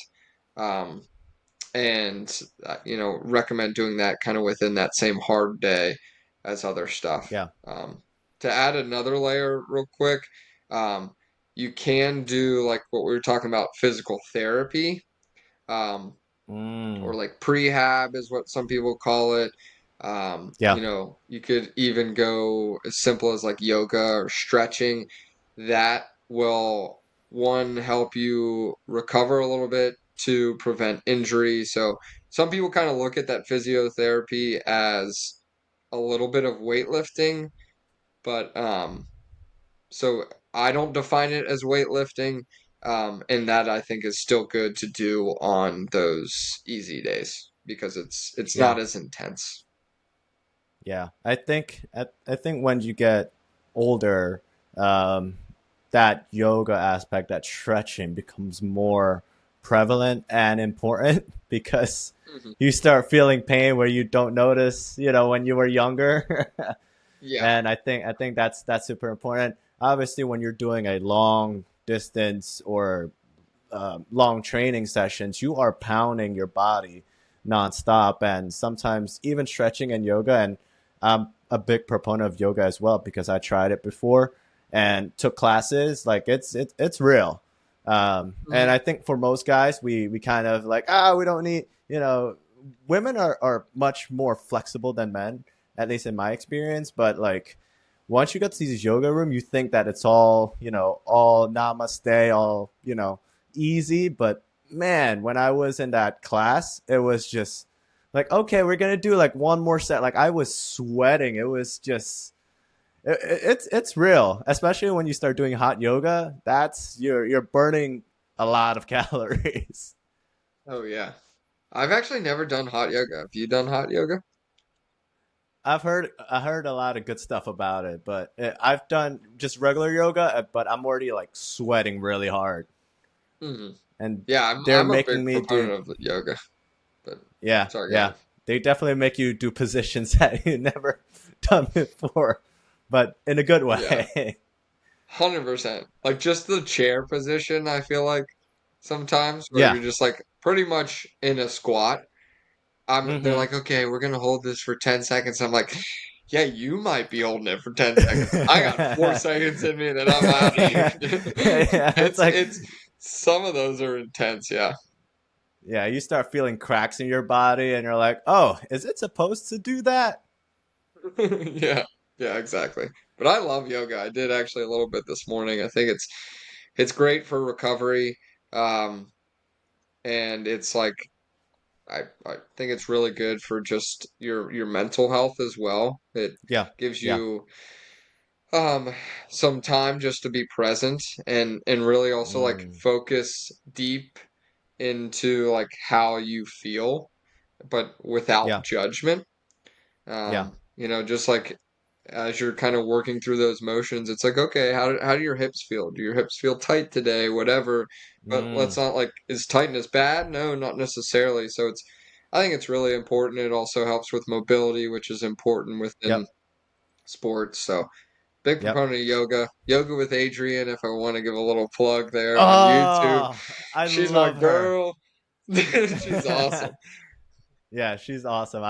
When I'm at home, if I want to watch, yoga and stuff, I want to do yoga and need some sort of guidance, like yoga with Adrian is top flight. Hmm. Yeah. For sure. For Let's sure. let's talk about the one of the last topic of training for triathlon, which is nutrition. Um, Hmm. you think that, so at least for me initially when I started, it was like, oh, I'm doing this many runs, oh, I'm doing cycling or swimming, right? And you get super super hungry and you have this notion of, I can eat whatever I want Hmm. because I'm training really hard for it and I'm burning a lot of calories. Now it might work for some people with higher metabolism, but what are your thoughts on still maintaining a good healthy habits as opposed to thinking that just because you're burning so much calories, you could start eating junk foods? And obviously, if you're in a triathlon or just cycling or just endurance, you love your bakery a lot. Yeah. So, just what are your thoughts on nutrition? And then we'll dive deep into doing races and even more than that. Yeah, yeah, for sure. Um, for nutrition in general, like my dad always says, you know, like you're a Porsche, you're not just Toyota Corolla. So you want to put premium fuel in you and not Mm, just, that regular gas. And that's like kind of a cool way to look at it. So ideally, I try to eat whole foods as much as possible. Um, but I do, and I think this kind of should be the case for a lot of like higher level athletes. Um, Maybe not necessarily folks getting into the sport, but um, the aspect of like I weigh more quantity and more macros over the quality of food. Now I try to, like, ideally if I could, eat 3,800 calories a day and they all be like non-processed whole foods, perfectly balanced between good fats, a fair amount of protein, and a lot of carbs. That's yeah. ideal. But I rather get to my 3,800 calorie count if that is adding in, some chips or, some chocolate or treats or snacks or things like that. Um, I believe that it's important to when you get to that like higher stage within the sport, not eating enough is going to be very detrimental to you. So I rather eat Mm, more and not as good of quality than the other way around. But, if you can, I'm a big proponent of whole foods, non-processed, eating as little meat as possible. I think meat every once in a while is important. Um, mm, just to get that level of protein, and there's also nutrients in meat that you can't get other in other aspects like B mm-hmm. complex and iron and things like that. Um, but when we're talking, if we look at kind of a more of an entry level beginner triathlete, you know, Yeah. still try to get a fair amount of calories in, but I think if you're a little under your calorie count, um, but you're getting like really quality foods, I think that is probably more the route you want to take. But I'm no registered dietitian. Yeah. Yeah. I've done a fair amount of research and just it's kind of a passion of mine, like nutrition. So it really depends on the person. I mean, I know like some dairies don't treat me well, but like I can eat yogurt Mm, all day long. So it really just depends on the person. Um, so, but if we're talking Gotcha. general, those would be my insights. Got it. Do you recommend eating right after a training session, at least? Yes, yeah, 100%. I think no matter who you are, yes, definitely. And try to get, That, you know, protein and carbs. People definitely push the gotcha. protein right after um, a workout, which I do believe is very important because that is what, you know, re forms and kind of reconnects those muscle fibers and makes those muscles grow. But carbs is really what fuels you um, throughout your day. I mean, you're burning glycogen to therefore create Yeah. energy, and glycogen comes from carbs and sugars. So the thing within endurance sports is carbs are king. Definitely, on that side. Yeah, definitely. I see at least a couple of our mutual friends. They would go to bakery. Maybe it's you too. It's like just eat croissants or some sort during a cycling, like a long cycling day. You guys would do a quick pit stop at a local bakery shop and just have a good time. For sure. One, I mean, that's just a ton of fun. Gives you a little break, have a little coffee, try out new Yeah, places. But yeah, then you're also fueling too to yeah, keep that workout going. gotcha. What about during the race? Like if you're um, what do you eat during the race? What do you recommend people eat? Because sometimes when, especially when you're doing a longer, maybe in a shorter one, you don't really eat anything. You just go and finish. But in the longer sessions, you kind of need some sort of fuel during your bike and your run. Obviously, you can't eat anything during your swim. So let's talk about during the cycling aspect and the running aspect. hmm Yeah, I think not just races, but also working out. Really, anything over an hour, you should be taking in fuel. Um, Mm, and that fuel is predominantly carbs and sugars. Um, mm. when I say predominantly, actually it's 100% carbs and sugars. So yeah, because after a certain amount of time, um, your body doesn't have enough glycogen to keep it going. So you have to Gotcha. supplement by intaking those carbs. So I recommend anything over an hour. Um, you try to eat during it. Um, Yeah. so if that is a sprint and you're taking more than an hour, then I would recommend having carbs from that. And there's a couple different ways to kind of take that in. You have like powder mixes that you can mix with water. You have gels. You have, bars and like gummy bears and gummies and things like that. Um, what I do for biking is I do mostly the powder mixes. It's just Mm, a lot easier to intake while you're cycling. You don't have to open something up mm-hmm. and potentially crash because we definitely don't want that. Um, Yeah. and it's also, you can kind of take it in smaller but also larger Mm, doses, if that makes sense. So like a yeah. gel, Yeah. you open up a gel, you're It's one essentially size. can't. Yeah, yeah, you can't just like slip that in your pocket and you're like, I'll just save one little bit later. Where like you Yeah. can take one or two sips of your drink and slowly work your way through it.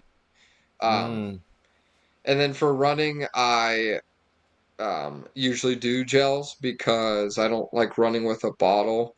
Um, makes and sense. Yeah, so it's just like they're smaller, easy to run with. Um, and yeah, and so like, but it's fun to mix in like other things while training, just so you don't get kind of burned out on, the same mix or the same gel each time. So like every once in a while, I'll just like, grab a banana or like some Yeah. gummy Makes bears or sense. something like that. Something that's just like almost strictly carbs and munch that down. Or those like stroop waffles are really good. Those things are like True wobbles candy. are really good, but they're terrible during the summer session. Like they get super icky Oh after. yeah, yeah, I bet. That's a good point. So what do you put in your water then? Or what type of mixes do you put in your drink?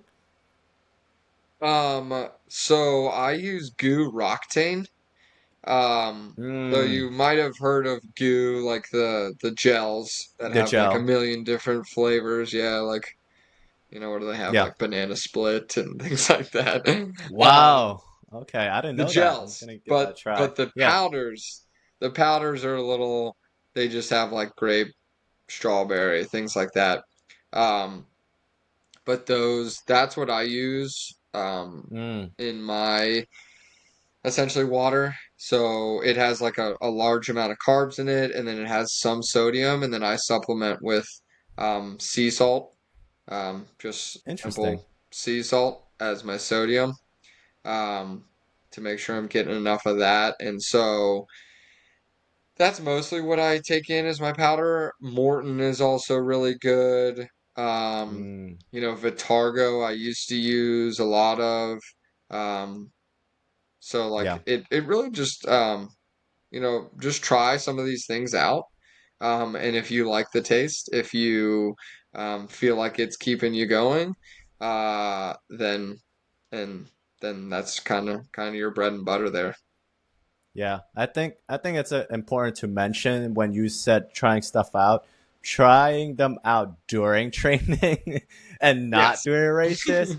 I feel like a lot of people, and we'll dive into the races for a little bit after this, but like, the importance of experimenting stuff during your training sessions to figure out what's the best for you during the race session is crucial because a lot of people is like, oh, I Mhm. want to try out, what they put during the race, right? Whether that's goo gels or other type of gels. I want to try those out, and then you have a little bit of a stomach ache, or your stomach not feeling too well, and you start going to the porta potties, and that affects your race time. I think it's important that people, whatever that you do on training day, is the same thing that you're doing.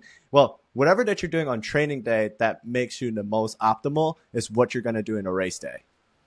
Yes. Yes. Thank you for bringing that up because that is the most important thing. There's the saying of don't try anything new on race day. Yep. So if you've been training with Goo Roctane, don't just, start eating only bananas on the bike because that probably won't do you too well. Um, Yeah. I mean, with my athletes, I try to do, uh, it kind of depends on what they're training for, but, at least 2 sessions. I would say at minimum 2 sessions where you're practicing exactly what you're going to intake during your race. So, Mm, not just that type of mix or gel that you're using, but also that yeah. quantity. So, Mm, really, I guess I didn't state this earlier. There's kind of two things that keep you going with endurance sports, and it's carbs and sodium, um, mm, or electrolytes, I guess is a better way to put it. But sodium is the dominant electrolyte. Um, and so when I look at a race, I think of okay, how many carbs am I gonna intake per hour? And yeah. how much sodium will I intake?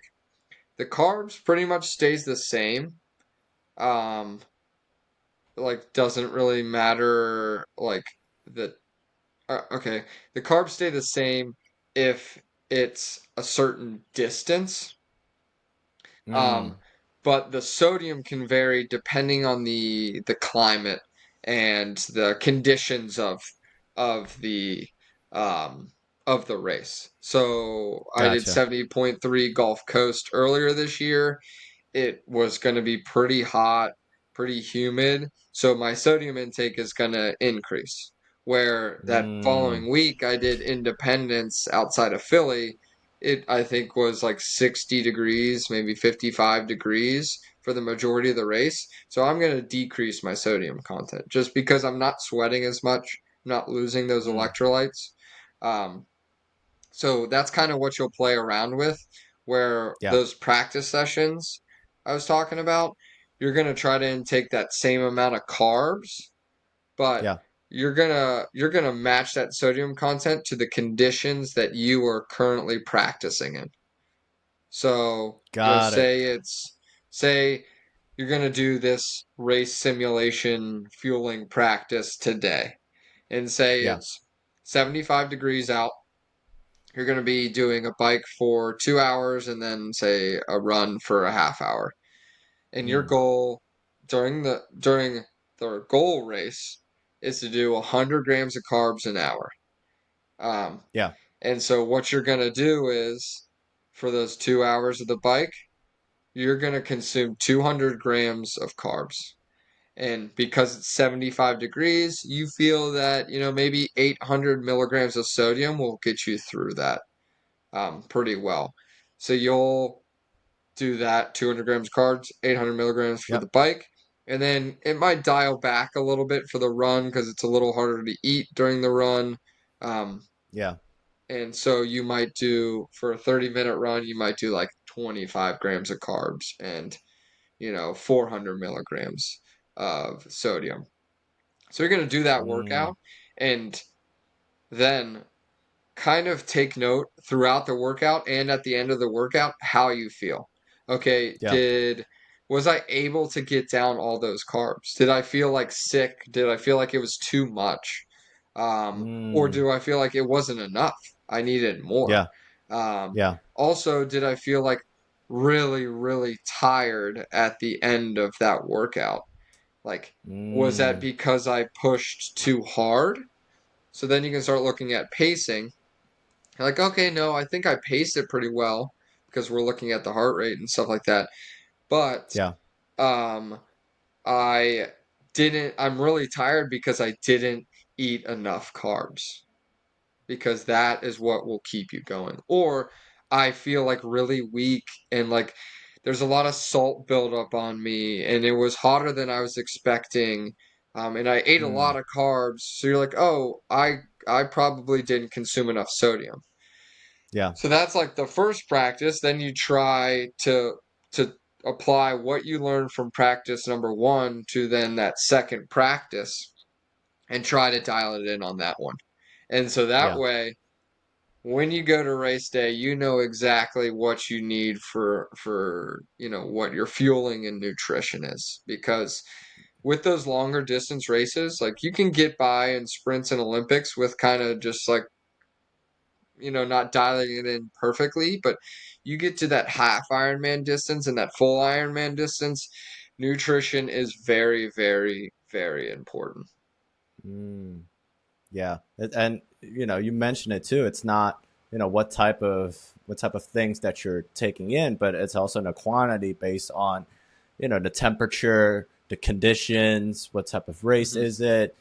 Those things plays a huge factor on your nutrition. I think people just like, oh, I'm going to do a one scoop of, I don't know, Gatorade or something like that, and I'm ready to go. I'm going to take one or two Gatorade bottles or Powerade, whatever, and then I'm just gonna go. Or I think water's good. So I think people Yeah. underestimate the amount of strategy behind um, the nutrition that you're intaking, both during training and race day. Yeah. Yeah, you're totally right. If you can try to look at the grams that you're Mm, intaking or milligrams in the sodium content, and then also those ounces or milliliters of water, because if you are looking at just like, oh, I'm taking in one bottle per hour, well, what if you get in a situation that, okay, you're taking in one bottle of Gatorade Endurance, but now we have just the powder available? yeah, Um, well, now you're not going to know how much powder to use because you were just only looking at the bottle where, yeah, it's all, whether it's the powder to the bottle or this and that, it's grams or grams. right. Grams of carbs are grams of carbs. So it's good to kind of have that knowledge so then, you can utilize that and vary that depending on the conditions and how you're feeling that day. Yeah, yeah, for sure. And I think people who are starting out in the triathlon or just endurance sport, everything that we mentioned in this entire episode or show, it's a lot, right? Okay, I gotta Hmm. do swimming, I gotta do biking, tracking softwares. You could get overwhelmed. I think the most important thing is like just start off slow, like you mentioned earlier. Get 1 or 2 runs a week, or 1 or 2 run cycling, 1 or 2 swim sessions. Start applying to the YMCA, figuring out if your insurance provides some sort of discounts or access to certain gyms. And you could go so hard on the tracking things, and you could be so dialed in. It's like, oh, I'm doing this and that. But I think the most important thing is the consistency of, like, just going out there and trying things out. Be more self-aware of, like you mentioned, the nutrition, how you're doing things, like making sure that it's accurate. Talk to your coach, things like that. And this, all that information might get people intimidated. Like, right, we talk about in the first few minutes. Like, it is intimidating and scary. And I think the best way to mitigate that or pass by that is community, right? Hmm. We Yeah. talk about this. I think this is how we met, the T3, and I'll let you give a little bit of spiel on that. But I think community is very, very important, to have people around you. And it doesn't have to be in person too. Sometimes, I'm on Strava and I see Korey doing, I don't know, a full Ironman. And I'm like, all right, all right, let me just do this 3 miles. It makes me feel better. But Yeah, you're like, yeah, I the can make it to it. important, Yeah. yeah, I can make it. If he's doing that today, I was like, I gotta do not as much as him, but enough for me to feel good about myself. So I think, Yeah. having that community, and Korey, you mentioned this a lot, especially when you're in the Philly area. There's a ton of resources, but having fellow triathletes, who are active and who can coach you, I think, and as opposed to the weightlifting or maybe other sports where, there's some sort of huge competition. It's like, oh, I'm better than him, especially when you play, like, basketball. It's like, oh, I can do stuff better than you in some form of way. Triathlon communities are just, or just endurance sports in general. It's very nice, like very kind people, very helpful, because at the end of the day, you're not competing with these people, you're competing against yourself. And I Hmm. think, if you can better yourself through community and, do these things continuously on a daily basis and become better at it, you know, you'd be so phenomenal. But Korey, what are your take on community, and how has it helped you down where you are today in your journey? Oh my God. I mean, it's it's it's been life changing. I mean, there's no way I would be where I'm at today or where I might be in the future without, T3, without the triathlon community, without my friends, my parents, my brother. Like, they are so important because no one knows everything. I can Mm. guarantee you, I don't know everything at all. Um, and there's stuff that I still learn all the time, and like I learn them from other people. And like you said, the triathlon community is amazing. I mean, they're so selfless. They're always willing to help people get into the sport, help them, with like insights on a new bike to buy or with nutrition and things like that. So it's always good to lean on other people. Hmm. Having that support system will help you be successful wherever you kind of define success. Um, and like it makes it really fun. I mean, Mm. you can, if I want to go on a long bike ride, the the the fun I have between if I go alone and Yeah. with the people within the community is it's night and day. Um, Yeah. so, what you can do is USA Triathlon has a club page where it has all the USA um, essentially triathlon clubs.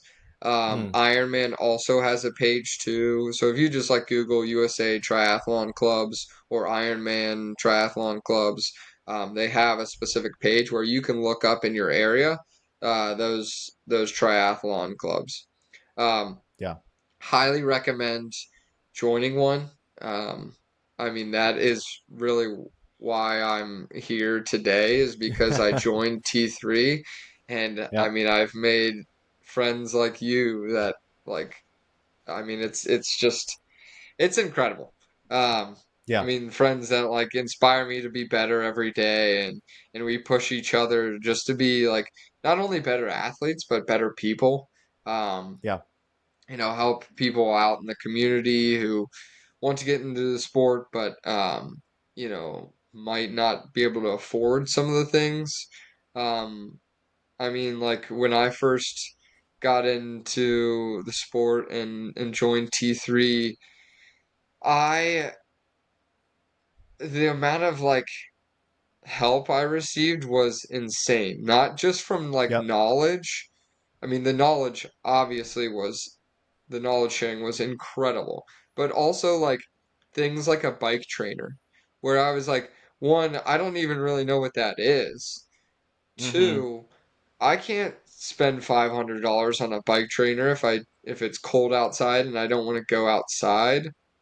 Like, Yeah. so if I didn't have a bike trainer that was gifted to me by someone in T3, then I would be missing out on a workout and stuff like that. So it's like we mentioned earlier, it's a little intimidating with some of the things you have to buy and get into the sport, but if you join a triathlon club, it is amazing how many people are willing to just give you stuff or give you knowledge to help Yeah. you succeed and get into the sport. So it's awesome. I mean, the community is phenomenal. Like you said, I'll pop on Strava and see some of my friends doing a 100-mile bike ride this weekend, and I'm like, "Ooh, okay, I'm not skipping my workout. I thought about skipping it, but not anymore. I Yep. guess Yep. I'll get it going." And like, if you're ever feeling like sad or like just like a little down on where your training's at, you can lean on them. Yeah. I mean, you can always reach out to me too. Like even if I don't know you, I'm willing to help out in any way. Yeah. If it's you just want to talk about something, like Yeah. people are here to help you out. And definitely lean on them. So Yeah, yeah, for sure. I think the most important thing is network. I think, and Korey, you can attune to this too in the business and corporate world, right? Where we are constantly have to network, especially if you want to get a job or you want to get a promotion or you want to do sales. These network is important. I think network is your net worth. I think in the triathlon world, maybe it's like, I don't know, your network is your net watts. I don't know. It's something stupid, but yeah, yeah, there but you go. like but like yeah, I like that. the amount of resources that you have from just being around people, and some people are. I think maybe this is different than other triathlon group, but majority of the people there are doing the things that you're doing, right? Not everyone there is like a world class triathlete who's doing, Kona or something like that, but they're just regular people with jobs just as you are, maybe going to school, have the same busy hours, and Hmm. still trying to do this race because maybe it's a bucket list that they have. Maybe this is what they do on a day-to-day basis. Maybe this is their brand, right? So Hmm. you are surrounded by people who are maybe better than you, but they're just in the same shoes as you in terms of the amount of commitment, the amount of money to spend, and just overall investments into the sport. I think that's very important to Yeah, to realize. yeah, you're definitely right on that. Like, uh, I feel like a lot of people think like, oh, you do a triathlon, so like you have to be fast, you have to be like the best at running and biking and swimming, and that's not true. Like especially Yeah. with T3 and but there's a lot of clubs like this. There's so many varying levels. You have Mm. folks who are trying to get their pro card to folks who are just trying to finish the race. And Yeah. what's great is they all want to be there and they Yep. all want to kind of do it together. Um, and so, like, don't be scared to just kind of show up um, at a triathlon club practice or reach out or anything like that because it's definitely a little scary at first. I get that, but make yourself uncomfortable because Yep. you you you will not regret that because there's a lot of people who are probably showing up to that practice who are maybe there for the first time or um, haven't run in a year or something like that or have never run. And so Mm. like they might just be as uncomfortable as you, but they're putting themselves out there and you can kind of grow that a relationship with them and grow together within the sport and make each other better people. So, Yeah, yeah. A lot of these things, and especially in a triathlon uh, sport, it's a lot of uncomfortables, a lot of mhm. things that is outside of your, you know, out of your circle that you just got to do. Especially if you haven't swim or you haven't rode a bike in a while or you haven't ran in a while. These are just new things, and that's what I really enjoy about doing like triathlon is that there's so much levels into this. There's so much learning and so much new technologies that you can get bogged down with, but it's also the amount of people that are trying things out. You know, like you said, when you first doing your, when you first sign up, like you don't know anything, and look where you are now. I think you took a Mhm. lot of consistent steps and actions to get where you are. And I think for most people, maybe triathlon is their, maybe doing an Ironman is their bucket list. Uh, but you can definitely do it. Yeah. Yeah, I Yeah. mean, I can guarantee you I would not have been able to complete an Ironman without others, like without that network, without that community. Yeah. One, I would probably be still doing it on a 1987 road bike, so that would make it a little more challenging. And two, I would be not eating enough carbs every single workout because my first mm, like 100-mile bike ride, I did not eat enough and I died. But that my friends were there to like, yo, here's why this is happening. yeah. Let me teach you about this. So, Mm, I'm a big proponent of you have to be uncomfortable to feel comfortable. So you have to like put yourself out there and in yep. weird situations and different experiences and it's scary at first, but like the more you do that, the more you'll feel comfortable in those quote unquote uncomfortable situations. The more Yeah. you Yeah. push yourself to like talk to that stranger that you might not feel 100% comfortable with talking to them, the more you're likely to continue to talk to strangers and then have these incredible experiences behind it. And Yeah. that's just not with triathlon too. I think that's with everyday life. Like I With enjoy life. Yep. traveling and experiencing just random stuff because like it makes me feel a little bit uncomfortable, but I learn something from it or I meet Mm, some cool people from it or yeah. just I have fun with it. Yeah. Yeah. Um and so like I feel like that just can make you a better person. Yeah, yeah, gotcha. Now I want to go back to your story, right? You're in a coaching realm now, but before you were in a corporate world. Can you give a brief overview why you transitioned to that to where you are now that you're coaching? Yeah, yeah, definitely. So I graduated college back in 2018. And I graduated with a marketing and finance degree. And I got really close with one of my professors. She like mentored me and pretty much got me this job out of college. So Mm, that once again goes back to that network, like yep. because she was willing to help me and I was willing to listen. Like I got this phenomenal job, which was working for Textron, which is a Fortune 500 company.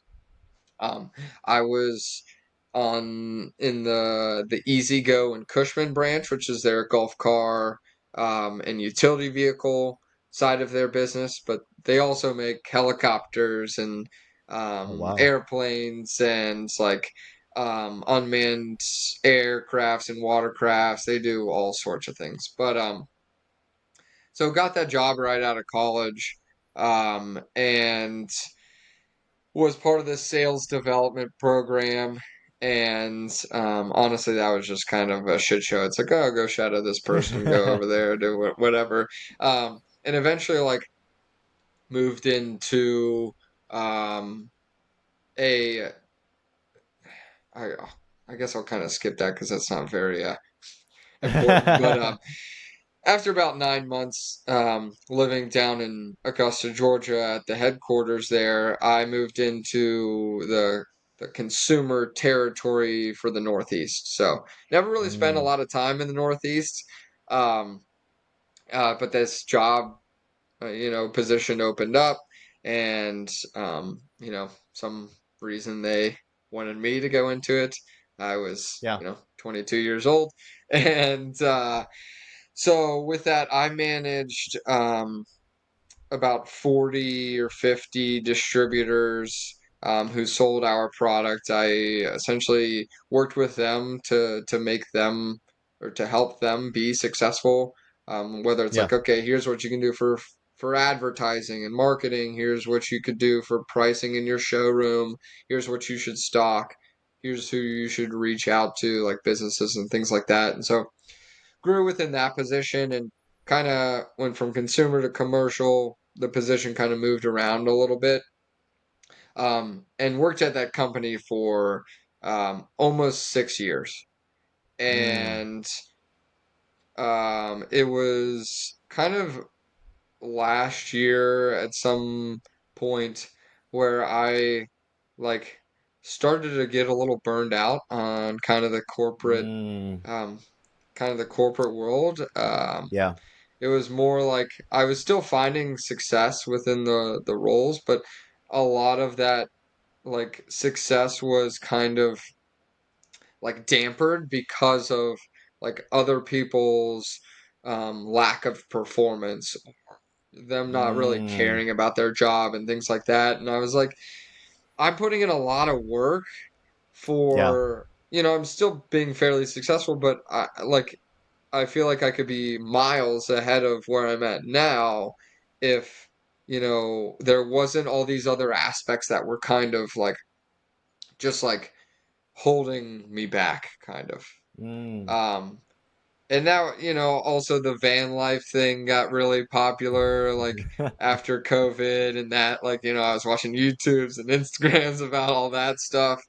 Um, and then really, at that midway through last year, I was like really, really getting into triathlon. And I'm like, this is Yep. like an incredible sport. Like, I feel like I'm Yep. doing pretty well. I kind of want to see what I can do as an athlete. Um, Also, like, I do like mentoring and like giving, or I guess giving people resources that they're Yeah. kind of looking for, Yep. helping people out in whether it's not like the knowledge that I have, but connecting them to people that have that knowledge. Um, and I felt like coaching like was a good segue that I could kind of accomplish that. And then also on top of the aspect that T3 and the triathlon community gave so much to me, um, and helped me like grow as an individual, I really wanted to return that favor. So Got it. however I could be as a resource to others to help them be more successful within triathlon, also just within their everyday life. Coaching like is a great thing for me to kind of accomplish that. So, um, essentially last year, I was like, well, what would be sweet is I could train and coach and Mm. live in a van. Talk But about that would frugality. also, yeah, yeah, exactly. Um, and so I'm like, but something has to be removed. I also, to add another layer, like as soon as I got out of college, I was trying to be the best I could within my career, but I also like wanted to be financially independent Yep. and all these other aspects. I feel like I was just doing a lot. I bought Mm. a couple investment properties. I, was doing this and that and all these things, like a lot of like what felt like responsibilities. Mm. Um, and I kind of made a promise like at the beginning of last year of 2023. I was like, okay, if you take on a new hobby or a new responsibility, you have to remove something else. Like Mm. you just don't have the capacity because now you're spreading yourself too thin Yep. and um you're not putting in the effort and the passion into each and all these things because you're doing too many of them. Is kind Right. of what I was telling myself. So I was like, okay, if I want to push as hard as I possibly can to be an athlete, um, and also coach and also like potentially travel and live in a van, like I need to like essentially Yeah. cut ties with some things. And, Yep. I felt like really it was just like that my career wasn't like where it was just like the best thing that I could like really cut ties with and pursue those passions that I had. Um, Got it. and so like I kind of fulfilled that promise of okay, when I take on new responsibilities, I must remove others. Um, and so like this February, like so what, 4 months ago now, Yeah. I had the tough conversation with my boss who he's an awesome guy. My Mm-hmm. team was phenomenal. I don't want to take anything away from them. They're all great people. I actually just had like Yeah. dinner with one of my old coworkers and her husband like a couple days ago. So like I still keep in contact with them a little bit. Like it was so hard leaving them um, because they were so great, but I just knew this was like Yeah. the This is better a better route for me. choice. Yeah. Yep. Yep. And Got it. I felt that like yeah, I might not have a directly clear path. Like I don't currently have like defined like big goals within me as an athlete. Like I think it'd be great Yep. to be pro, but I also like still want to be social and I still want to focus on coaching and like being pro could would probably limit those other things. So like I don't have like set long-term goals with that.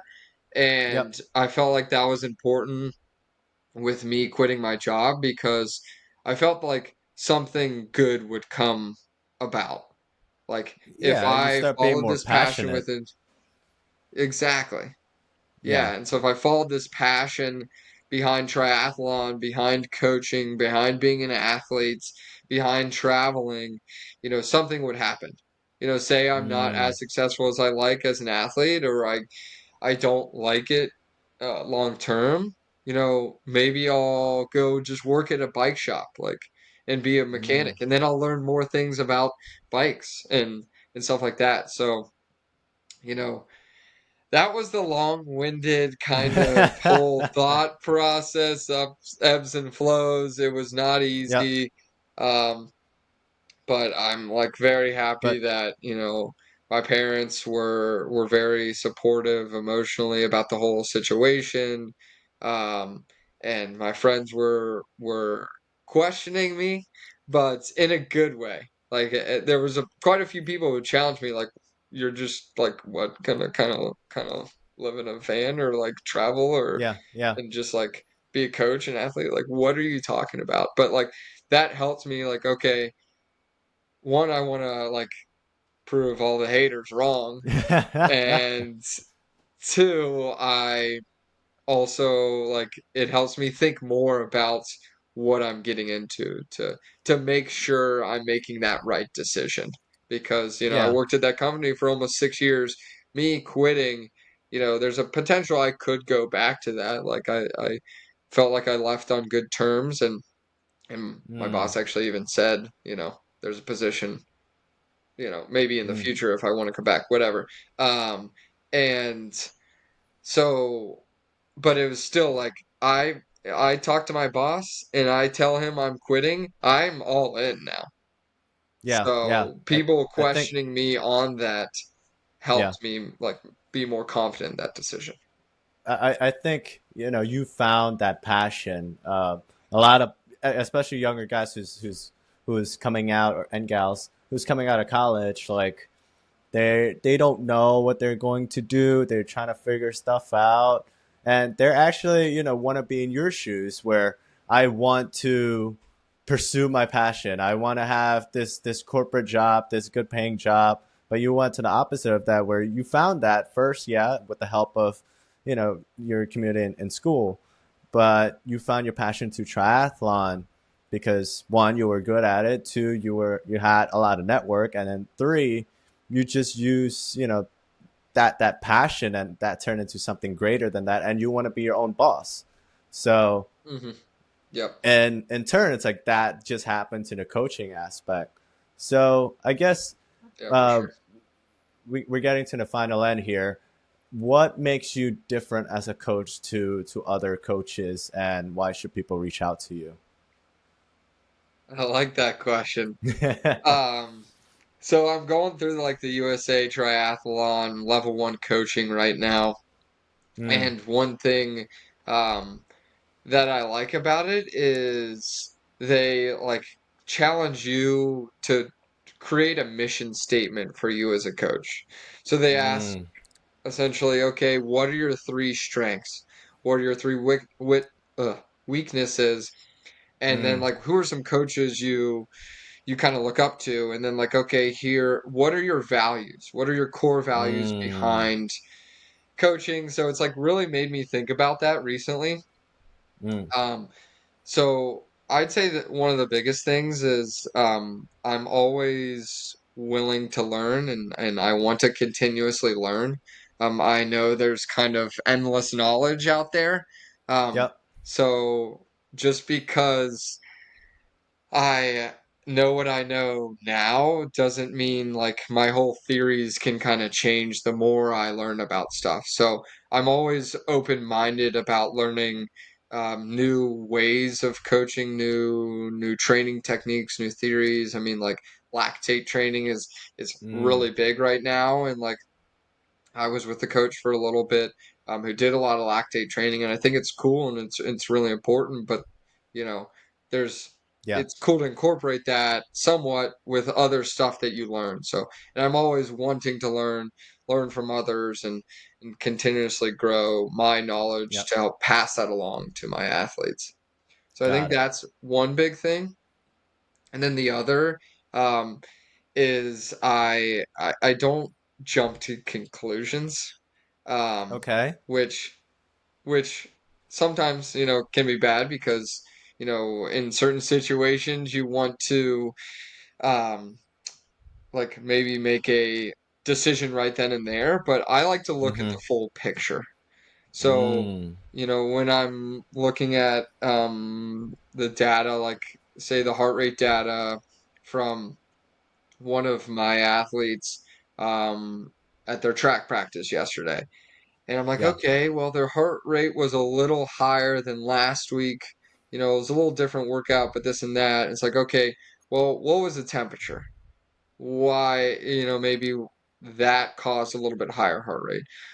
Okay, let's Mm. not only look at that, let's also look at like what they've done for training the past couple days, what their sleep's like, things like that. Because you could immediately look at that higher heart rate and jump to the conclusion that they tried too hard on that workout Yeah. and they're becoming too fatigued and too tired. Yeah, that can be like, okay, that's immediately happening. We have to back off training. Boom. But you start looking at the fact that when they first did that workout 3 weeks ago,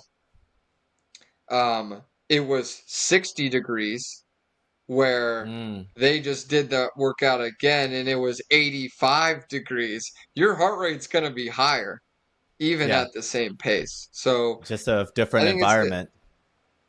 yeah, exactly. So I think it's like what I excel at is one I continuously like to learn, Mm, and like to gain knowledge from others, and I'm open-minded in kind of those training techniques, and also, yep, I like to look at the big picture, not just yeah, one data point, not just one feeling that that athlete has during that one interval. Let's look at the full picture and try to paint that picture to perfectly personalize the training, to meet whatever that athlete's goals are.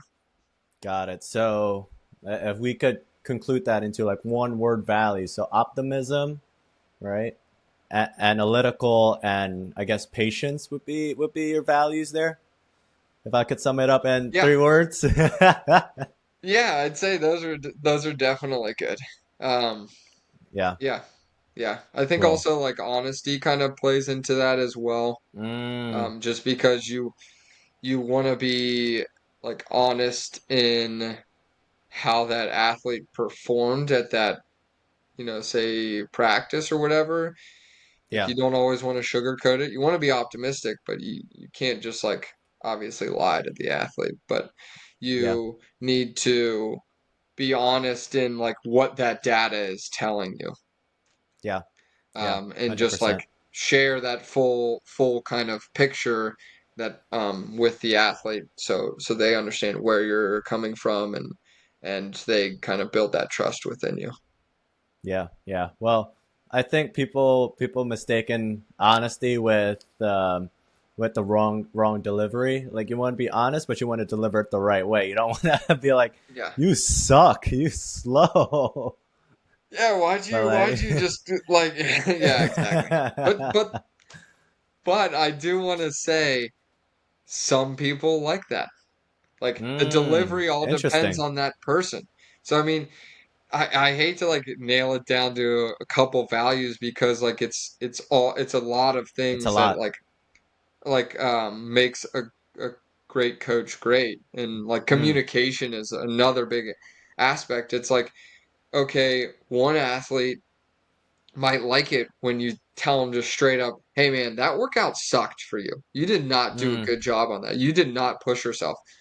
Where another athlete might be, they might not like that communication style. Be like, "Hey, like maybe next week let's push a little harder."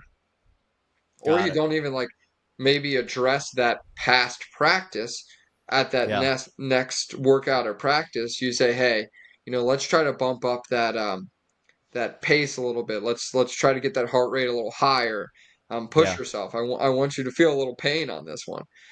Like And positive so like, positive reinforcement basically. You don't yeah, insult them, but you're just pinpointing out the positive aspect of their training and be like, hey, let's emphasize on that more. So mhm, that's definitely for sure, a good session. That how you could versatile with different. You could be versatile with many different athletes based on their personality type and obviously their training and how often they're trained.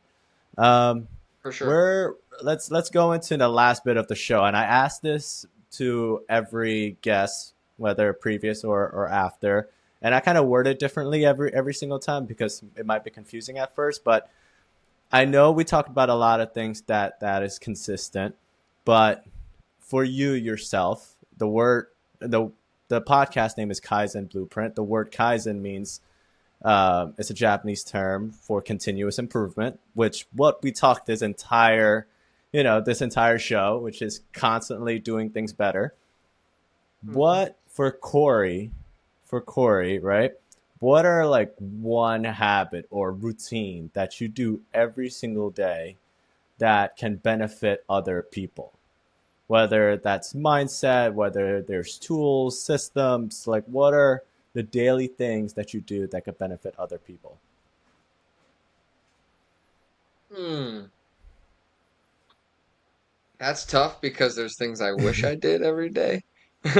that I know I could benefit me. Um, and I've just been kind of slacking a little bit. Um, but I would say just initially off the top of my head, Hmm. is journaling. Journaling, I think Oh, every single person um can benefit from that. I know you were talking about how you journal, and it's something yep. I've been honestly slacking on recently. I used to journal every morning and every night.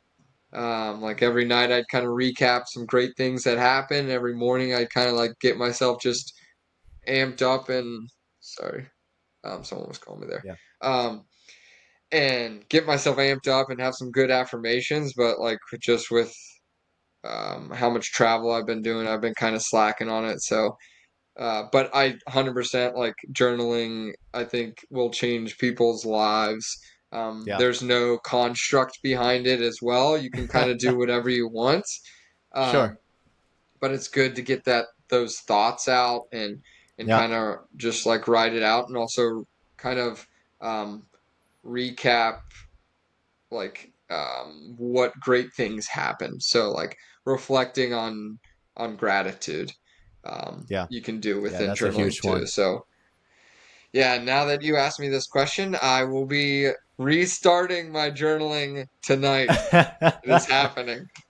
Yeah, I think journaling is super super important, not just for training itself, but it's your well being. I think journaling can allow a person to be more self aware, especially during training sessions. Right, you can attune to this where if you're constantly, especially without a coach, if you're constantly like just doing whatever Training Peaks is doing and you're like, okay, I'm doing running, biking, swimming every single day, and you have that tunnel vision of like you just got to wake up and do this.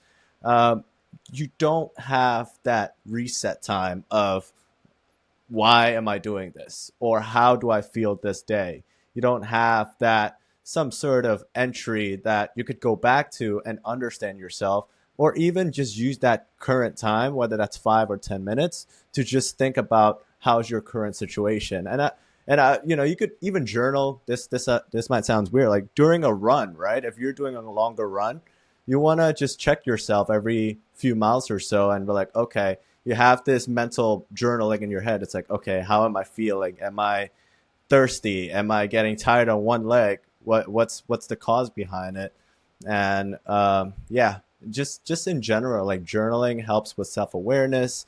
And one thing that I have done differently now that I'm doing the podcast is adding a section. I know you mentioned that you could go super super structured with this or super lenient. I go very structured, Mhm. and one of the things that I do now is who do I have to reach out to? Right.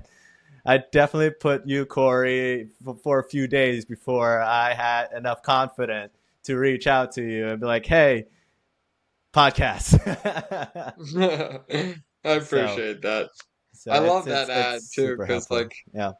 we talked about community and Yep. like how much others can help. So the fact that you're like reaching out to others, and bringing that community and that connection, like that's impressive, man. I love what you're doing.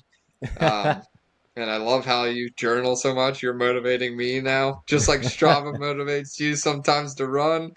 yeah. You journaling is gonna make me get back into it because I've definitely been slacking. So thank you. Got it. I highly recommend. I know that you like to have your green days on Training Peaks, and so is a lot of other people as well. Um, Hmm. the app that I use is called Day Ones, and this is for the viewers too. Uh, and Day Ones, I think it's for iPhone and Mac only, so it might be tougher for somebody who's have an Android. But what I like about it is like you have these calendars at a given year, and then you could have, pin like it's colored in if you filled out something, whether that's a few words or a whole paragraph. But I like to keep that on a consistent. It's like on Duolingo when you have these streaks. I like to have that streak in Yeah, yeah. journal, and that kind of pushes it even further of like, oh, okay, I journal, and it's actually really good, especially at the end of the day, that you write down what are you grateful for, what did you learn, and what are your wins. Like that sets up a really good night's sleep, in my opinion. And also Mhm. reiterating what you learned the past day, whether that's something small, like I learned what wolf is in Garmin, or right, Yeah, I yeah, learned, yeah, exactly. I learned like training peaks is the most optimal training plan, like something simple like that.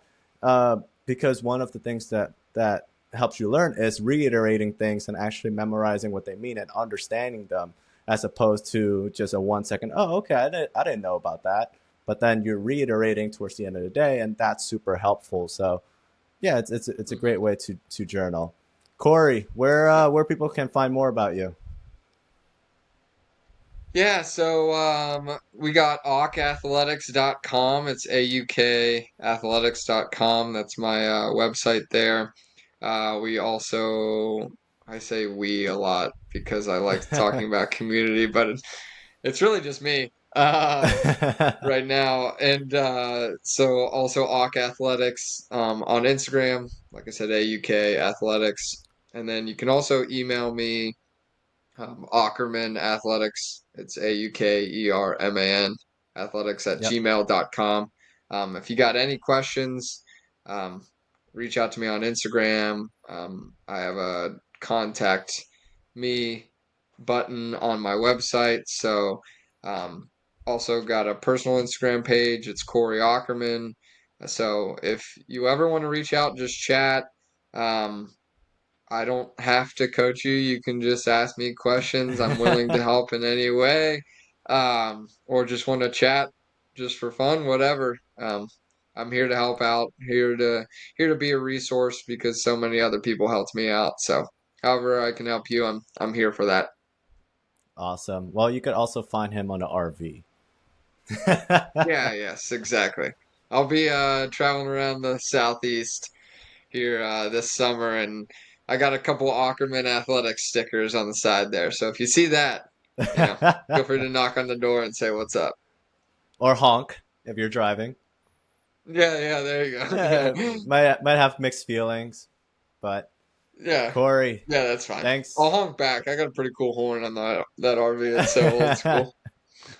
Awesome. Well, Korey, thanks for being on, and then yeah, we'll see you on the next one.